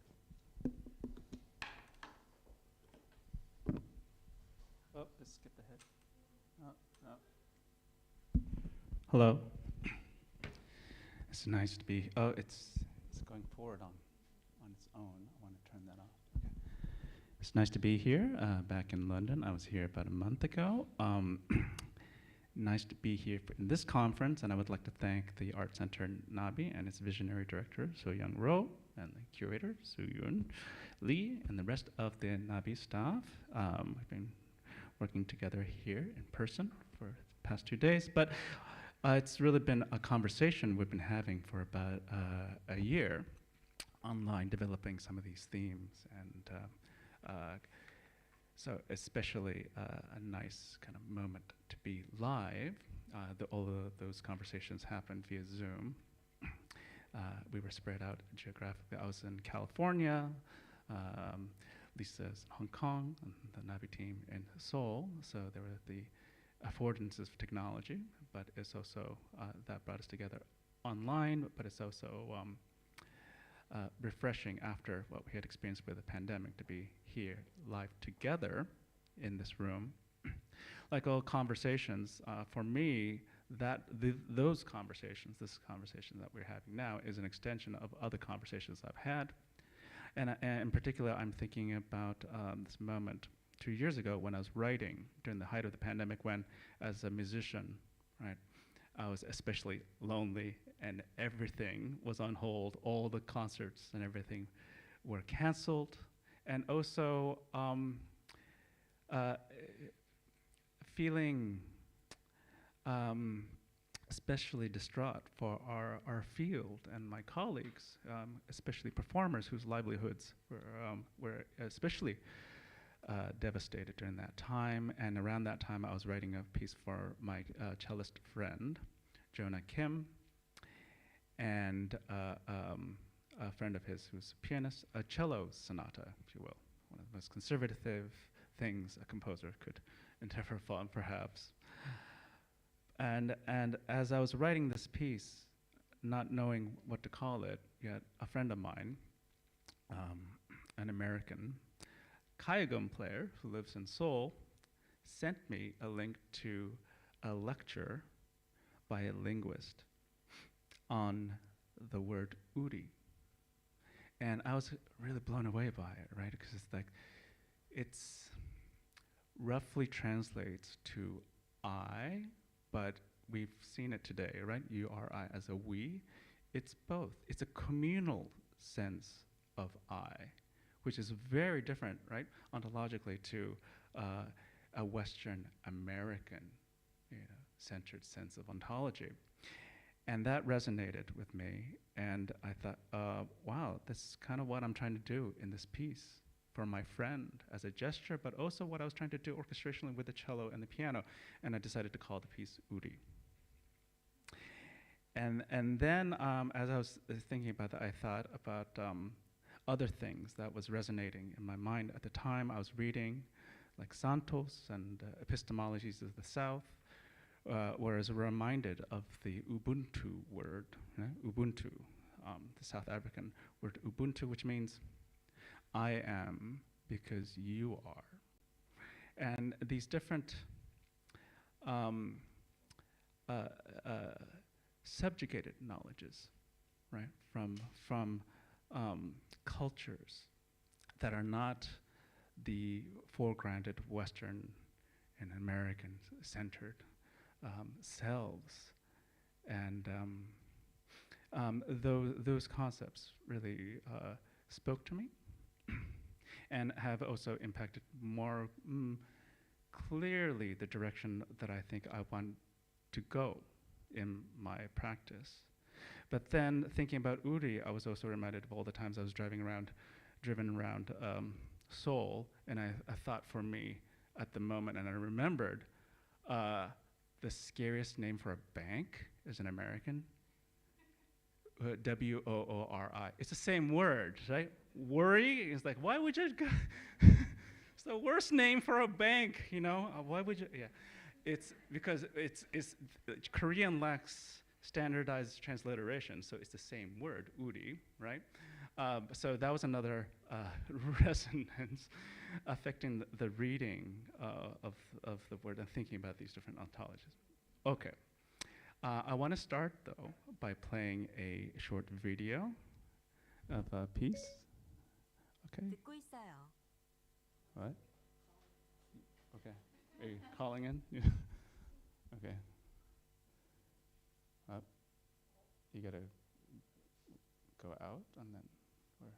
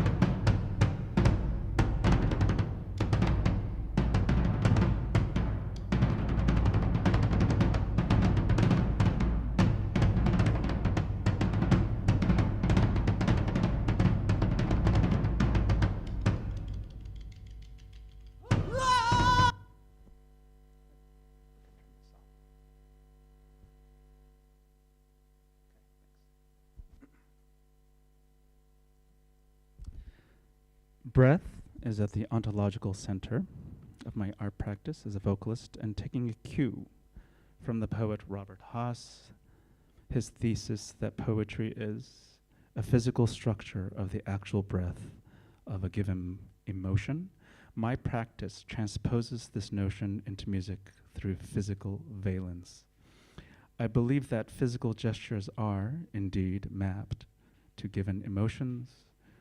When we hear the operatic tenor Pavarotti sing a high C and linger there for tens of seconds, he not only suspends his breath, but we too, as listeners, suspend our breath. Physiovalence directs our bodies to vivify in real time the suspension of our breath in parallel with the music to which we are listening. In my music, through circular breathing, that Pavarottian lingering moment is expanded to minutes, not seconds. The phenomenological reading of that expanded lingering exacerbates traditional modes of analysis in terms of structural hearing. For example, in Tard, the video of which we just watched, I hold my breath in a bowl of water for 2 minutes. As an analog to how I have felt my breath has been suspended since November 2016, as well as how I feel my voice as a person of color has been muted. I am the hunger artist. I risk my life on stage as entertainment for a largely white audience. As a form of protest against the underlying premise of being of Asian descent in America, invisibility, I am asking, how close to death do I need to come? What do I need to do for you to hear me? What do I need to do to not be invisible?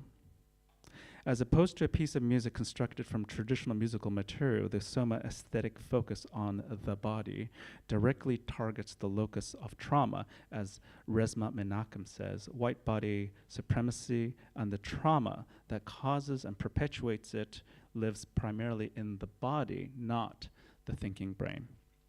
Much of my music is person-specific. In an era in which we are increasingly rendered anonymous through digitization, person specificity stands against a normative business practice of neo-colonial transportability in classical music and says, no, you cannot replace people who look like me.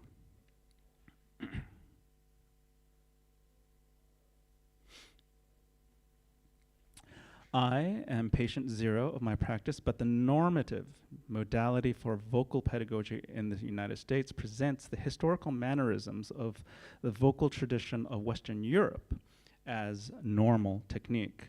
In his seminal article, Improvisation After 1950, George Lewis illuminates how the process of X-nomination impacted notions of improvisative musical practices in Western art music in the post-war era.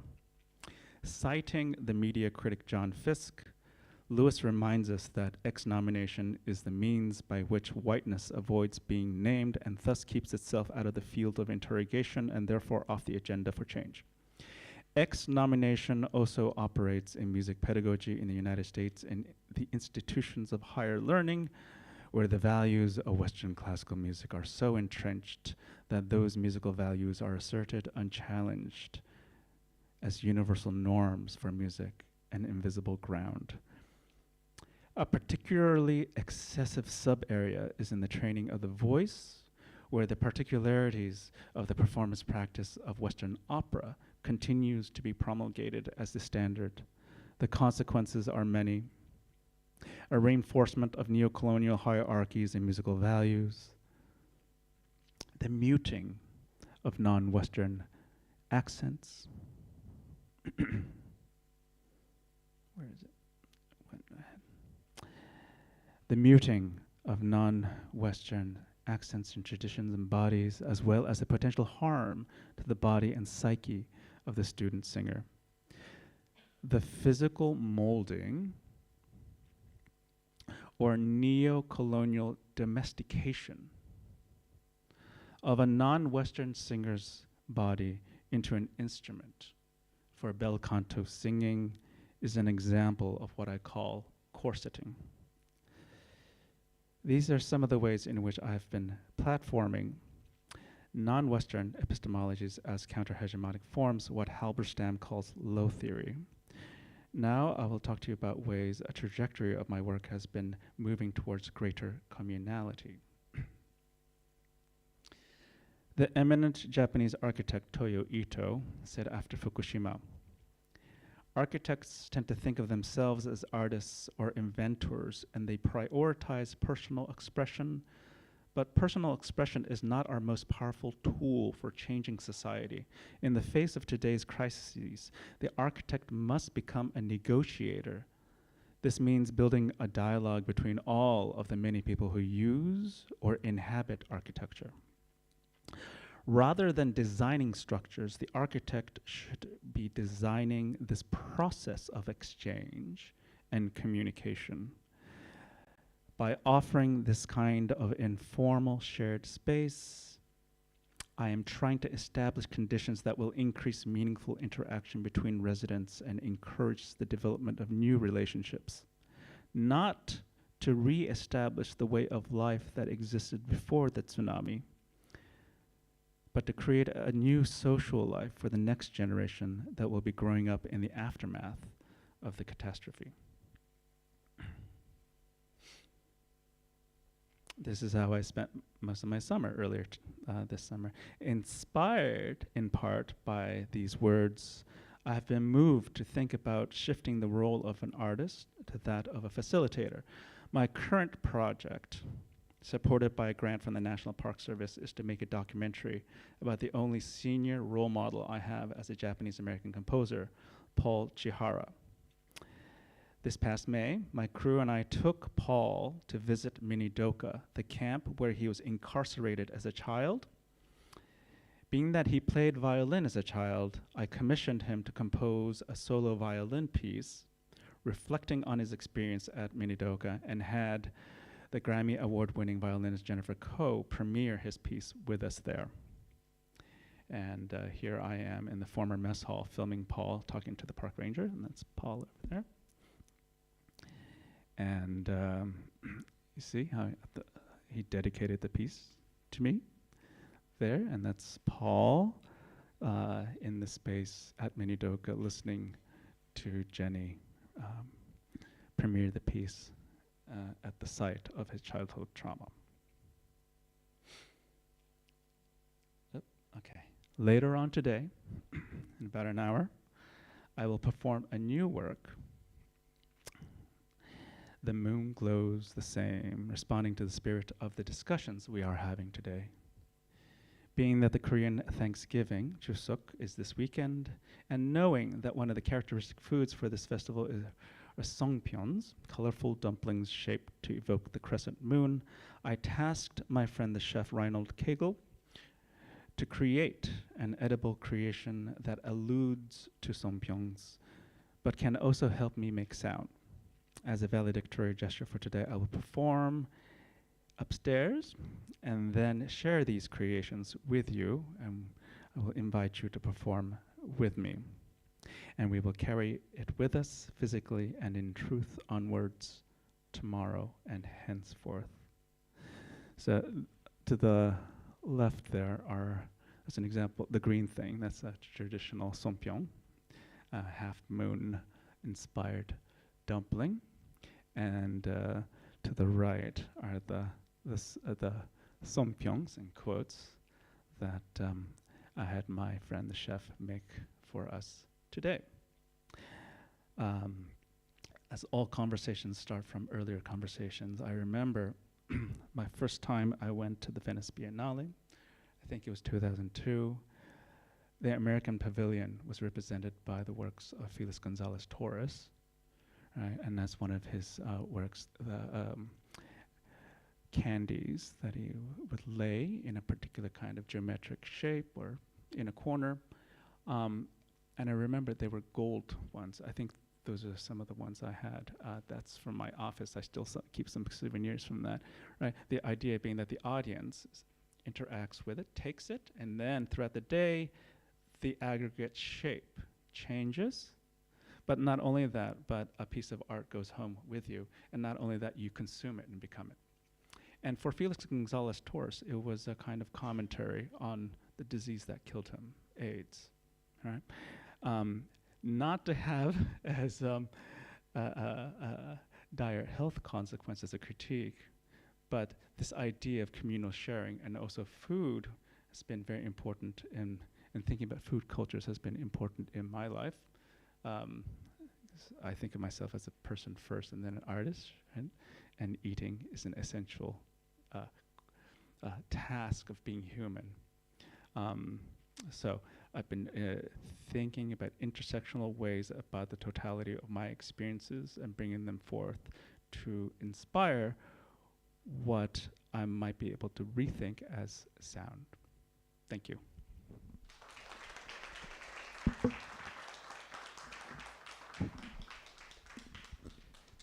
Coming next is Taehyung Lee.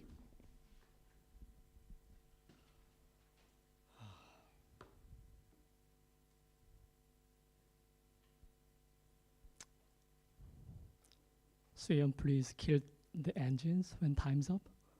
Okay. The title East Meet East is oxymoron. That's why I love this title. Not because it keeps sliding away from my comprehend, like her evasive fish in the water, but because East here is not directional. Instead, it allows me to have a more fluid understanding and mindset. The title, The Shape of Mind, came from the Planetary Mind. Here, the word planetary does not mean global or universal. Instead, its semantic nature has its roots in ecological sensibility. It's more like her attitude. Anger, jealousy, hatred, hostility, love, gratitude, respect, patience, sadness, joy, blah, blah, blah, depending on various emotional status. The circle in my mind gets smaller and bigger and sharper like a broken stone and barrier like a solid concrete. And it becomes soft like a sweet jelly. Today, I'd like to talk about the shape of our mind to create me culture where individual diversity breathe and we society where responsibility and consideration for others are also possible. Before the presentation, I want to extend my deepest condolence to the loss of Elizabeth Queen. I think the 한마음, the one mind, literally, and planetary mind, exists everywhere. In Korea, in London, in history, and even it exists in the future. So, in tribute to Her Highness, I want to read together with you some of our quotes that still resonate in my mind. It has always been easy to hate and destroy, to build and to cherish it, much more difficult, 1957. Let us not take ourselves too seriously. None of us have a monopoly on wisdom, 1991. Our modern world places such heavy demands on our time and attention that the need to remember our responsibility to others is greater than ever, 2002. Everyone is our neighbors, no matter what race, creed, or color, 2014.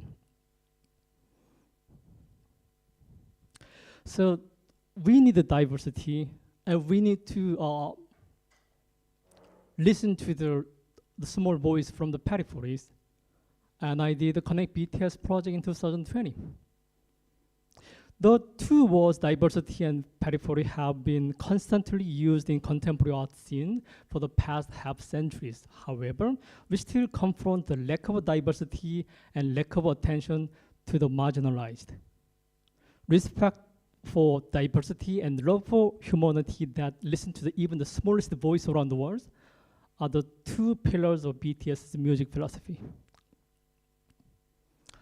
Responding to these BTS's message to the world, I weave the collective action with the 6 curators, 22 artists, and 2 writers to speak up what art can do in this time of uncertainties Anthony Gomley, Thomas Haraseno, Stephanie Lugenthal, Naomi Solomon, Hans-Uli Obrist, Bill Fontana, Ben Vickers, and Veronica Jansen, and Ian Kang added their own interpretation of diversity and periphery to the Connect BTS project, which received 1,200 media's attentions around the world, including FT, New York Times, and Guardians.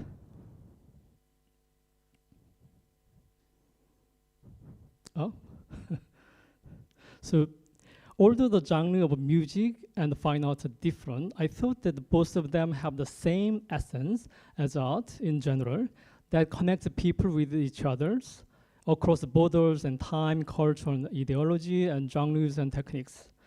I didn't try to find the common ground from within the genres. Instead, I tried to find the common vision that can connect two different disciplines with a wider, inclusive circle. When I first negotiated with the curators regarding the project, I came to the conclusion that collective intelligence is almost impossible for curatorial practice.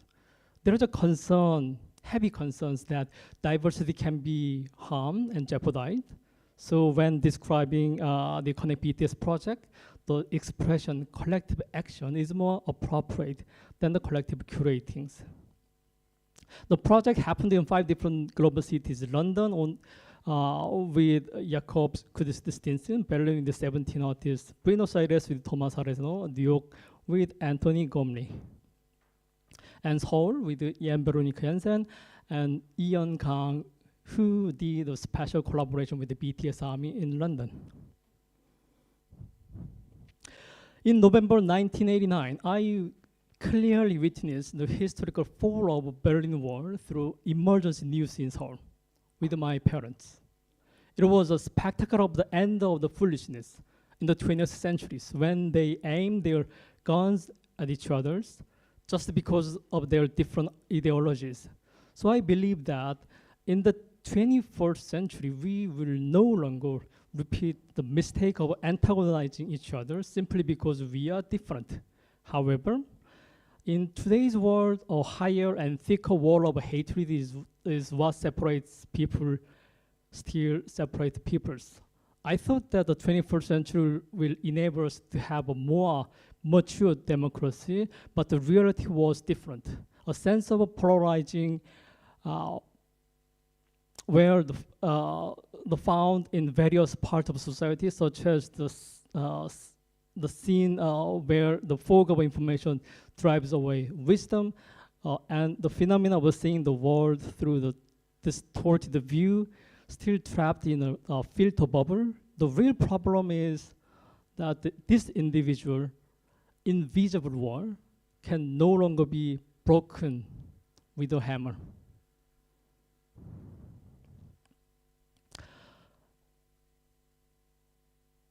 In this context, I choose the Museum Gropius Bar near the Berlin Wall, reflecting on 20th century and imagining a more inclusive 21st century. 17 artists performed the ritual of care. Please close your eye and listen to the prelude at the empty hall of the museum space. Can you hear that? Now you are listening to the sound of breathing, pulse, and heartbeat collected from 3,000-year-old trees by the legendary sound artist Bill Fontana.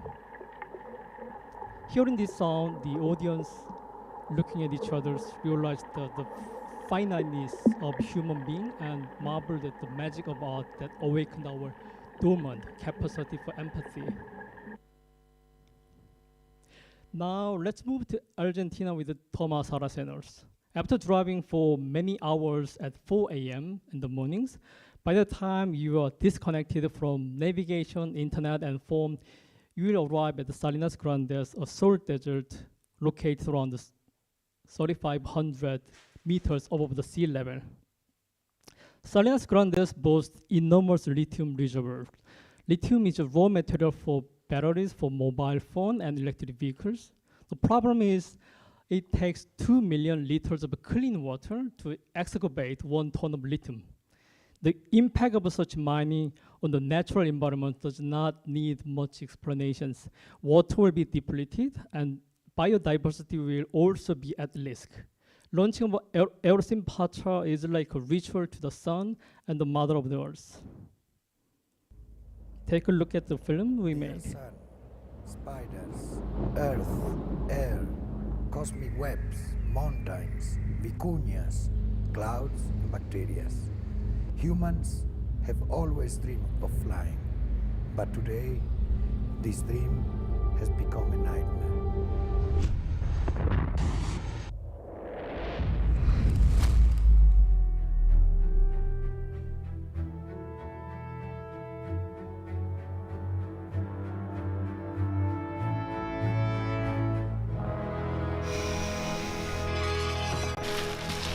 Muchas de estas a varios pesos.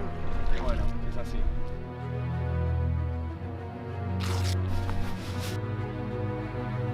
Okay, I'm gonna pull it, around.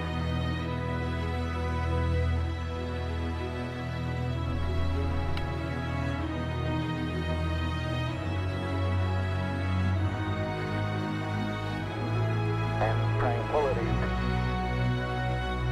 Here for a sufficient period.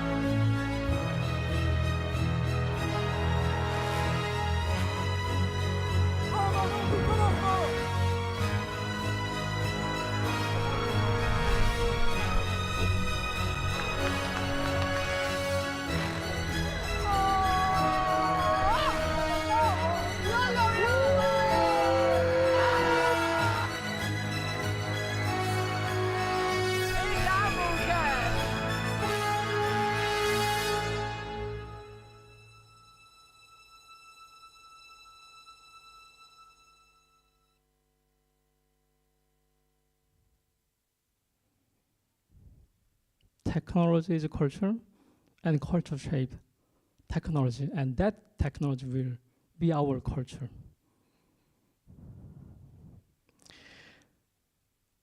Our understanding of the world will be highly determined by our the size, how we be perceived, either be biological human being or social human being or cultural human being. It all depends on the desires. So I came from Korea, but also I came from East Asia. I came from Asia, but I'm also a citizen of the world. So the nature gives us wisdoms. Those like the ring of the trunk, always the edge of the circle gives more chance.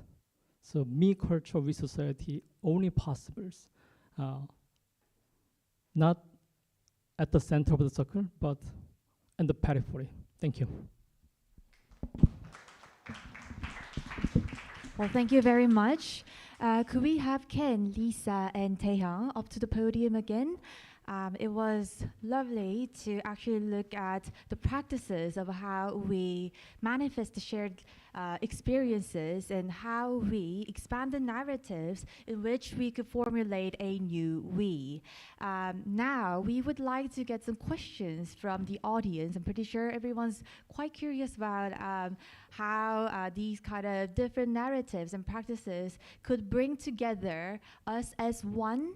And do we have any questions from the audience? If not, I will ask one question to all of you. So we've looked into realistic, practical examples in which we embody planetary mind, Ma Eum, and then how that could be shared with the other. However, could we talk a little bit more about the kind of noises that that rises from the networks between how we intend to be together as one? Noises as in there are a lot of conflicts, there are different kinds of clashes of interests, and amongst those we talk about beautiful stuff, but then in the real life we tend to face a lot of conflicts, clashes of interest, and amongst those, how are we to create the narrative as we, other than going for a holistic view of, oh, we are all together in this and we are just one? What would be the kind of ways that we could look into this more in a sense of not only art and technology, but also in terms of our daily lives?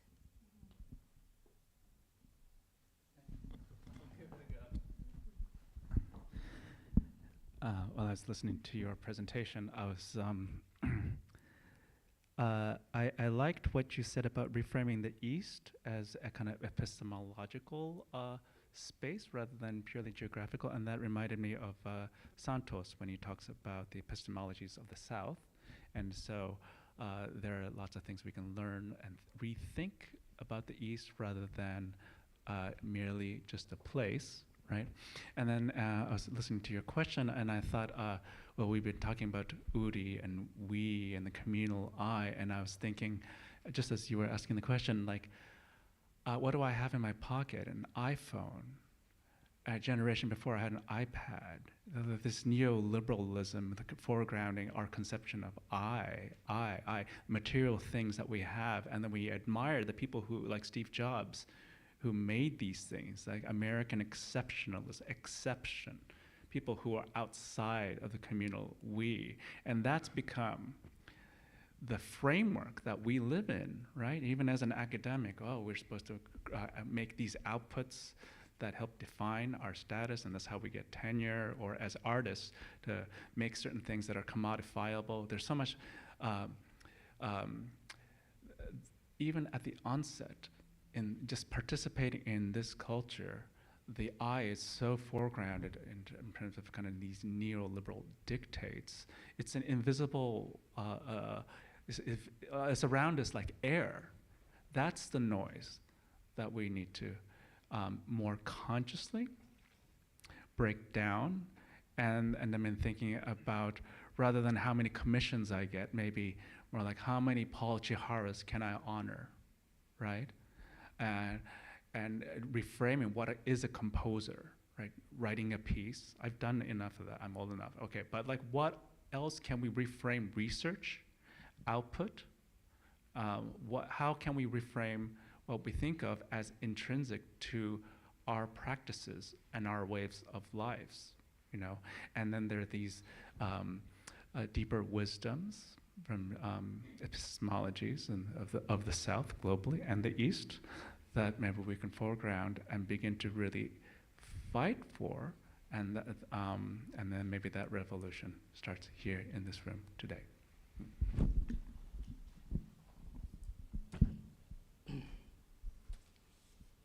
We are envisioning the new definition of 한마음, or we, or planetary mind, or East in the new context. When you're defining some things, it means like drawing a circle. So the circles, the line, and the periphery has two distinctive natures. One is inclusive power, and the other is exclusive power. The problem is all the conflicts, up to 20, because the last 20 centuries, our debate always happens in transnational conditions. But in the future, our accessibility to technology and information is the main reason. So transgenerational the line can also cause of conflict. So I hope the 한마음 is we are not making a big circle to invite all the people with one single big circle. We are connecting small circles. It's like a rhizomatic structures, and it's flat. It's just so flat, no hierarchies. It's flat. It's happening everywhere. So I think I always believe the artist is always push our wisdom to realize that the center of the world is not always in the periphery.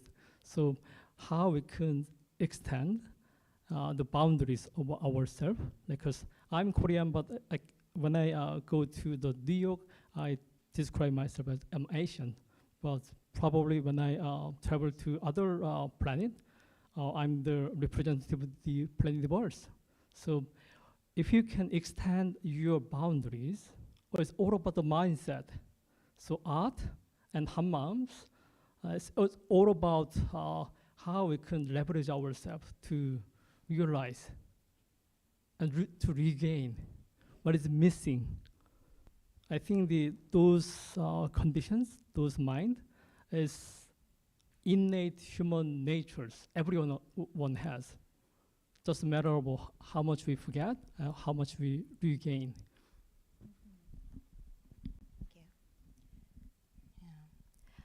Perhaps I'll answer this question from perspective of myself as a practitioner. How do we resolve the issue of the disparity? And even if we do call for collective action, it's really hard to actually achieve that, right? And in my opinion, a lot of these misunderstandings are coming from a lack of dialogue.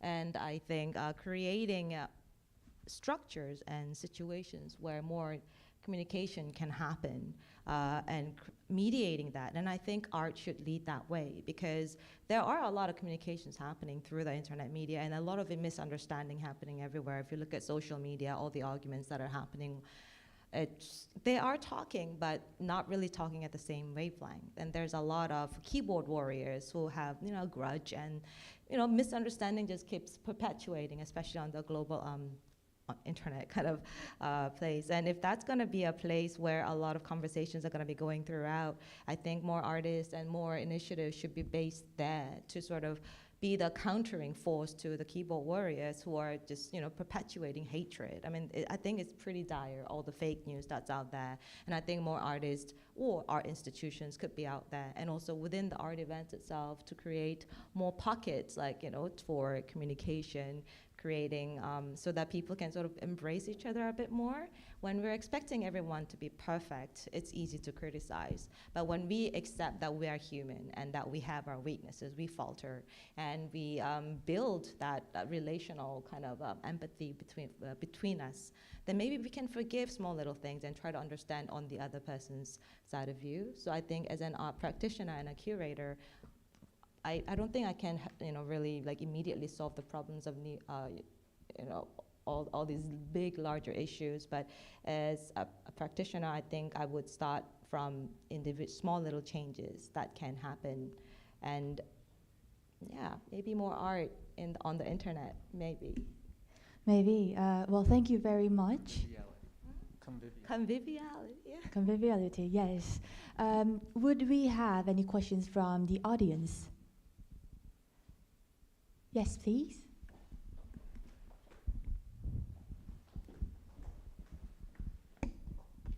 Thank you so much. These were all really rich presentations.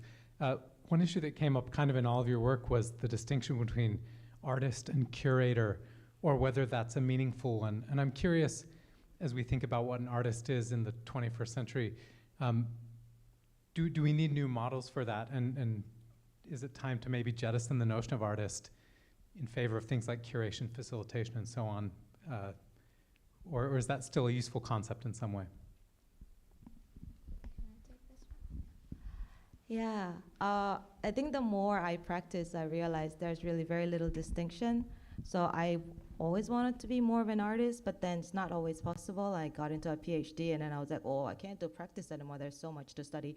Then like you end up doing theory. And then you realize that that enriches your art practice, but then it depends on, you know, like for me, like a lot of events sort of came my way and you just have to take it, right? And so for me personally, the boundary just disappeared because I still want to do art and I still want to do theory and I still want to curate. I love all of them. So then they sort of come in, you know, merge together, and I'm trying to create a situation where I can possibly do all three in one. And I guess that's like trying to find a way that works for every individual. So I think there would be a multiplicity of different configurations of how each individual negotiate the boundary of their strict jobs and how can we innovate that, right? So I think that's a very good question, and how do we make it? I think we definitely should be sort of creating more diversity of different combinations, and a lot of interesting ideas could come from these diverse combinations. Does that answer your question? Hi, Peter. Thanks. That's been my main vector for the future, inspired by Toyo Ito, and coming out of how an artist, an architect that I admire, how he responded to a major catastrophe, right? Everything's different now, right? And so I've been inspired to think about, rather than maintaining these different categories and wearing different hats, you know, playing every instrument in the band, if you will, but really maybe rethinking what is art, what is an artist, what is an academic. And part of my research, if you will, has been figuring out ways that these categories are entangled into institutions. I had an endowed chair at UC Berkeley, and what I wanted to do during Black Lives Matter was to take some of those funds and give it to Black Lives Matter as a gesture of support, and I thought it would be a powerful statement of allyship, more real than these statements that my department, as well as many others in the United States, drafted and virtual signaled, right? Something that's tangible and real. And I wanted to, but it turns out that there are these entanglements and proper uses for these institutional resources. And my dean, after I wrote him a letter to argue for the legitimacy of this kind of gesture using my research funds as an act of allyship, not just a gesture, he denied it. All right, so there are lots of entanglements in these spaces that also need to be creatively, whether you call it an artistic form of resistance, protest, let's call it research. You know, it is really in the academic space and academic research. You know, we could figure out more, the art is dreaming more creative ways to disentangle these things, right? And the research is how it is invested in these institutions. Right. Yeah. Oh, mine had a. My answer is really short. So I'm professional curator for the last 20 years. I always describe myself, I'm the context maker. So artists create content, and I make a context for the content. Okay. And Mai had a question. Sorry, we're kind of running late, but we'll have the last question.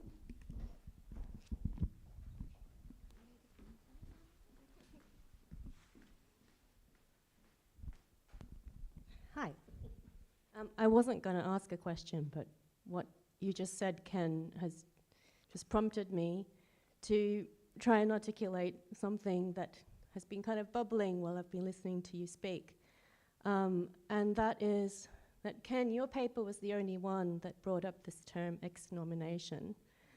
And with that, the specter of whiteness, the specter of white privilege. Let's talk about racism.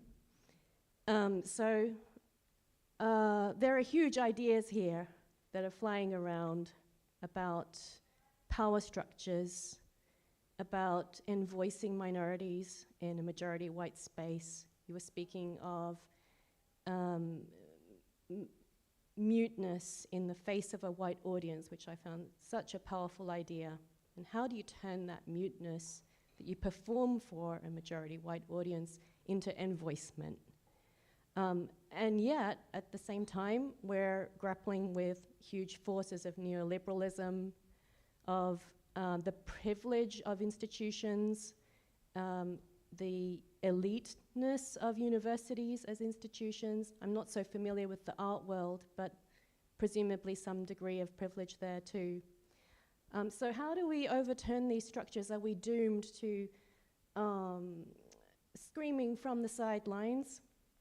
Is there a way to institute structural change in the large forces of these, the grinding power structures that keep deans in line, like you just said in your anecdote? So just some little ideas around racism, Little ideas. capitalism, and neoliberalism. You just dropped the biggest bomb of today. A part of East meets East is that we're different Easts, and I'm speaking from the perspective of being also American. I think that's the biggest difference between maybe, you know. And I've faced this pressure of not belonging to the majority or what the majority looks like in my culture. And the opportunities I've had being a visiting professor in Hong Kong, and also visiting China, Korea, Japan, right, is that the students there have a different experience. They look like me, I look like them. All right? It took me a while, 2 weeks into the first semester as a visiting professor at Hong Kong, looking at a room full of young people who look like me. Oh my God, they've never been a minority, you know? Yes, and this informs the sense, I think, of how some colleagues who feel more comfortable being Asian and having been part of the dominant culture in their respective culture, you know, articulate a sense of urgency, what I call urgency, differently than how I felt it my whole life, right? So maybe that's the difference, you know? And in terms of how do we go about, well, that's a whole other conference, right? And then I need your help for that. We've been working on that, right? Okay. Well, I'm sorry to cut this here, but we've been running 20 minutes late.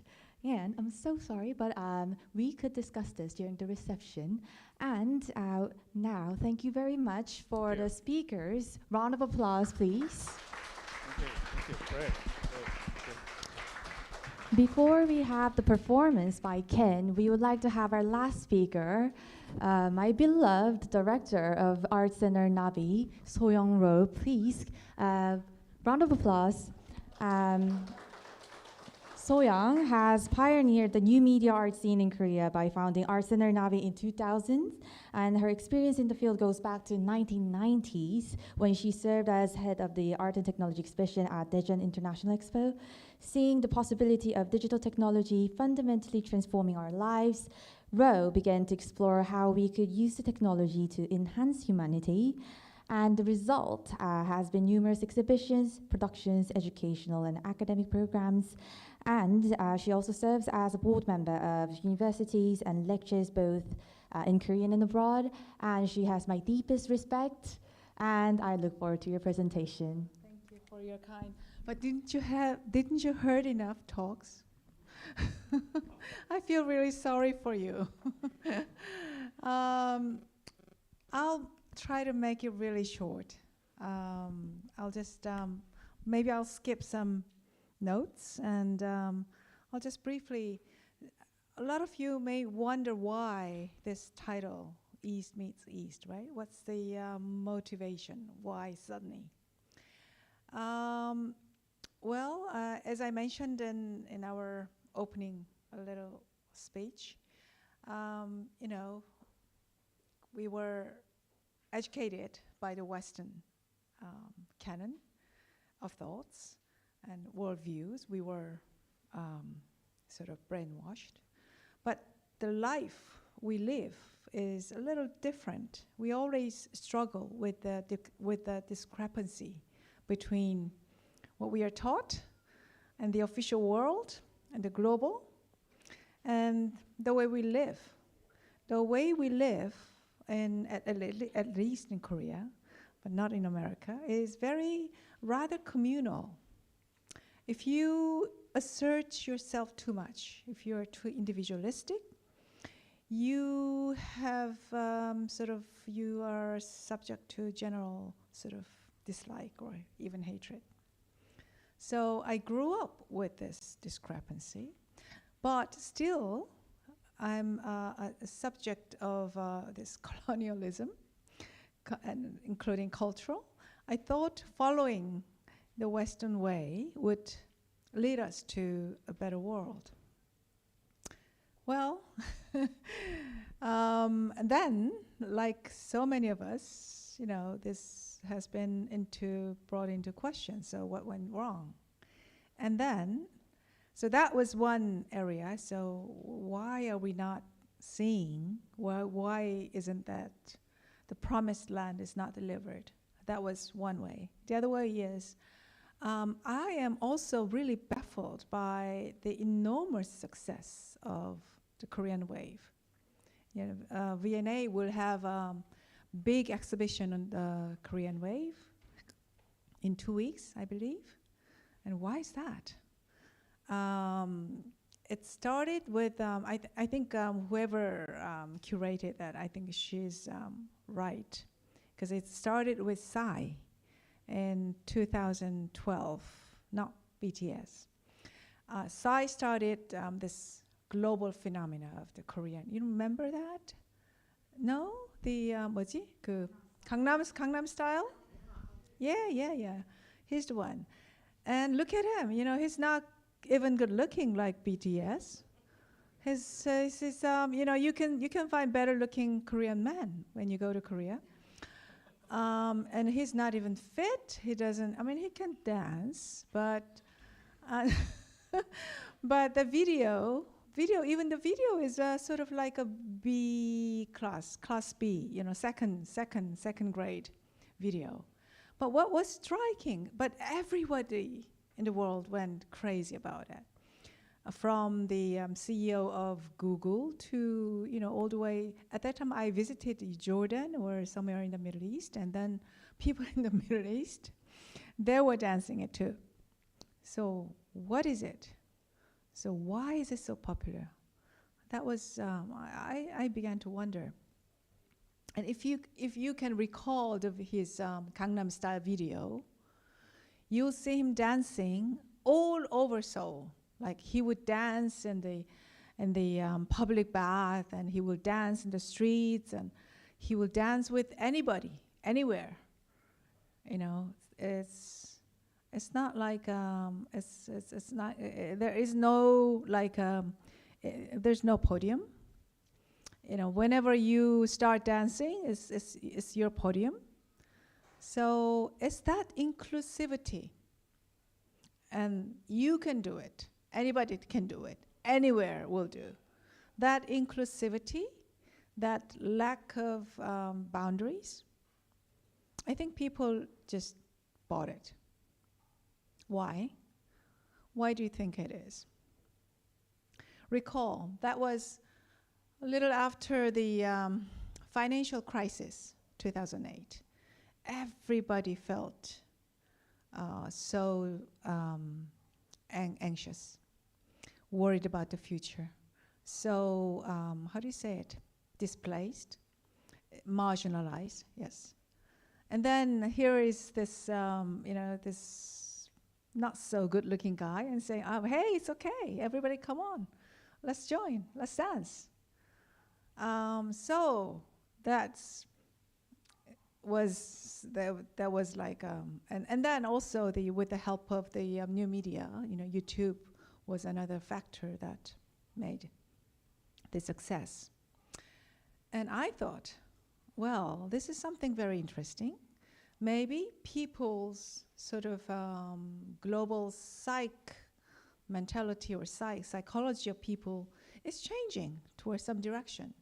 They're lacking something enormously. They're searching for something enormously, but nobody, the established institutions and established the system doesn't offer them, right? And so it's that like a really fast moving, how do you say it? Like a Mongolian warrior, who's like a, you know, really fast and on the horse and just go around without boundary, no walls, and just making ways and come on, everybody, get in. It's okay. So that was so those are the two things that really started me thinking about. So what's happening in the world? Where are we? And what's needed? What do we need? That's how we started this. I meant to make it short. I'm sorry. Sorry. Do I see anything? Okay. Here. So you probably heard this. Am I? Is it a legitimate question, you think? Why is the East has suddenly surged? Why has it been important? I'm keep pushing the wrong button. Sorry. So this is my question. So let's look at what East has. When we were blocked, when we couldn't find out the way out, we, look to the past, like the Renaissance thinkers and artists. So what did we have? This is what So Young, Lisa, explained so well. So I will thank you. So I don't have to delve into that. The difference between the landscape between the West and East. In the East, it's about where we're not depicting the physical phenomena. We were rather expressing our ideals, how one should exist with nature, with the cosmos, all those things. So the orientation is quite different. The same. And so these are the elements, things that I found in looking back the classics, the Eastern classics. First, complementarity, yin and yang. We do not, the yin and yang and being and non-being can exist together. That's, sorry, you didn't change. Okay, this is, okay, but I'll try my best. I wrote something, but change it. But anyway, this complementarity is not, is being proven by this quantum mechanics pioneer, Niels Bohr. Also, it's because the writing system, writing system is different. Writing system from the East is basically pictures. It's a picture. It comes from the pictures. It's analogous. The characters are analogous with what it depicts. It's different from alphabet. So it's the whole picture. So what's important in the whole picture is the harmony and balance. And we say 한마음, oneness, but as the previous speakers mentioned, it's not totalitarian. It's not, just same thing, but it's more organicism. It's an organic one that allows for diversity. So 한마음 comes from this old text, 환단고기. It's a compilation of old text, Korean old text from 3000 BC. But what's striking is that it's very consistent. They stress all the different texts from different periods, they stress Ma Eum as still that inclusivity, you know? And the source of that inclusivity that I mentioned in Korean Wave comes from here. It's thousands years of old 한마음. And globality also in the Book of Change. It's not the parts that is important in itself, but it's the role and function of the part in the whole picture. And also fusion and convergence. Why are suddenly this science, art, and technology converge so freely, especially in Korea? Because we had this traditional tradition of convergence. There's not much boundary between life and art, and as you can see in Psy's music video. So it's very natural for us.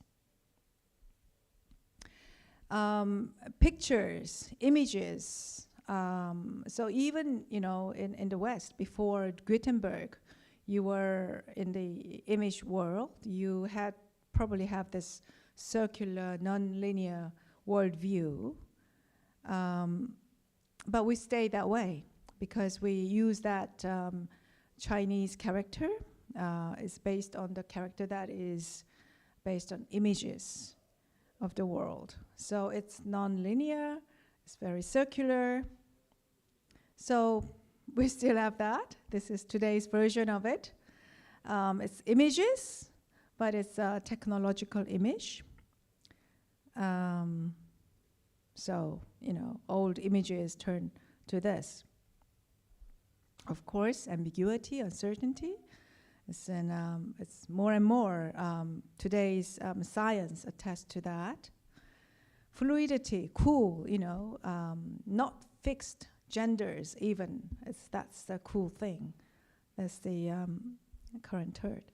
And all these things that I mentioned is is characteristic of the digital media, electronic media, you see. So if you can recall all those complementarity, fluidity, and all these elements is digital media. So naturally, we are sort of in natural environment. We've been sort of, we are recalled from our past. So that's why it's to us, it's very, it's as if we were back to our natural element.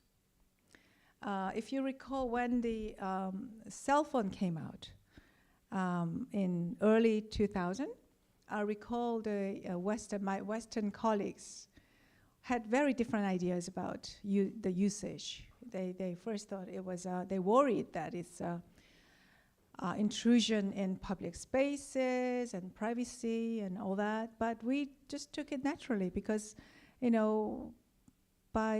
had this old tradition of not having this very clear distinction of the private and the public, and the oral and the text and image we could freely move about. So we've come to this age, but this time it's not just image like in the old days. It's added, the technology is added. So what do these combinations make? It's making new relations. And new relations make new identity, we, or 한마음. And that will be the basis of new humanism. This is my contention. Am I running late? Okay, so, okay, I'll skip this. The difference between the West and East about its attitude towards technology is also very different. The West wants to control, and rather in the East, it's more about how we live with technology, like in nature. We think of technology as part of nature.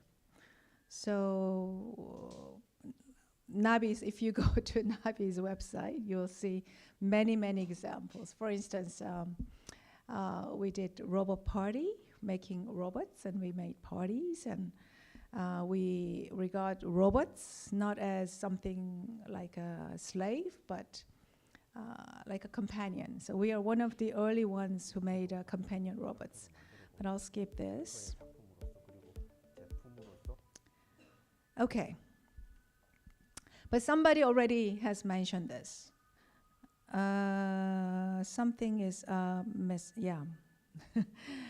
Two things we still have to do. As we are still lacking. One is there's harmony with nature, with technology. But Nam June-paik has already done it. When was it? In 1970s. In his envisioning of the future, our task is to, I think you forgot the Buddha.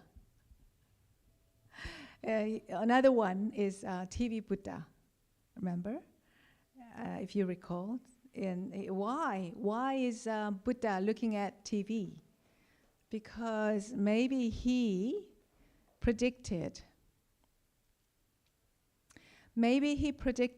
thank you. Maybe he predicted that we have to do more of that, reflection. We don't have time, but we look at the TV.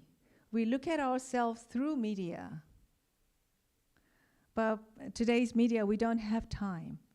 So our culture has been very shallow, very fast, but very shallow, and very fragmented, and all the disparity has become commonplace. And the other crisis is our crisis with nature, and we should do more of that. How to harmonize technology with nature.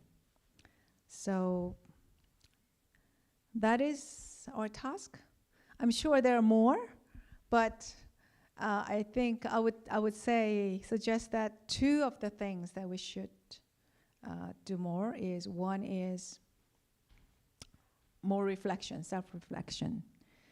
The second is more how to harmonize with nature.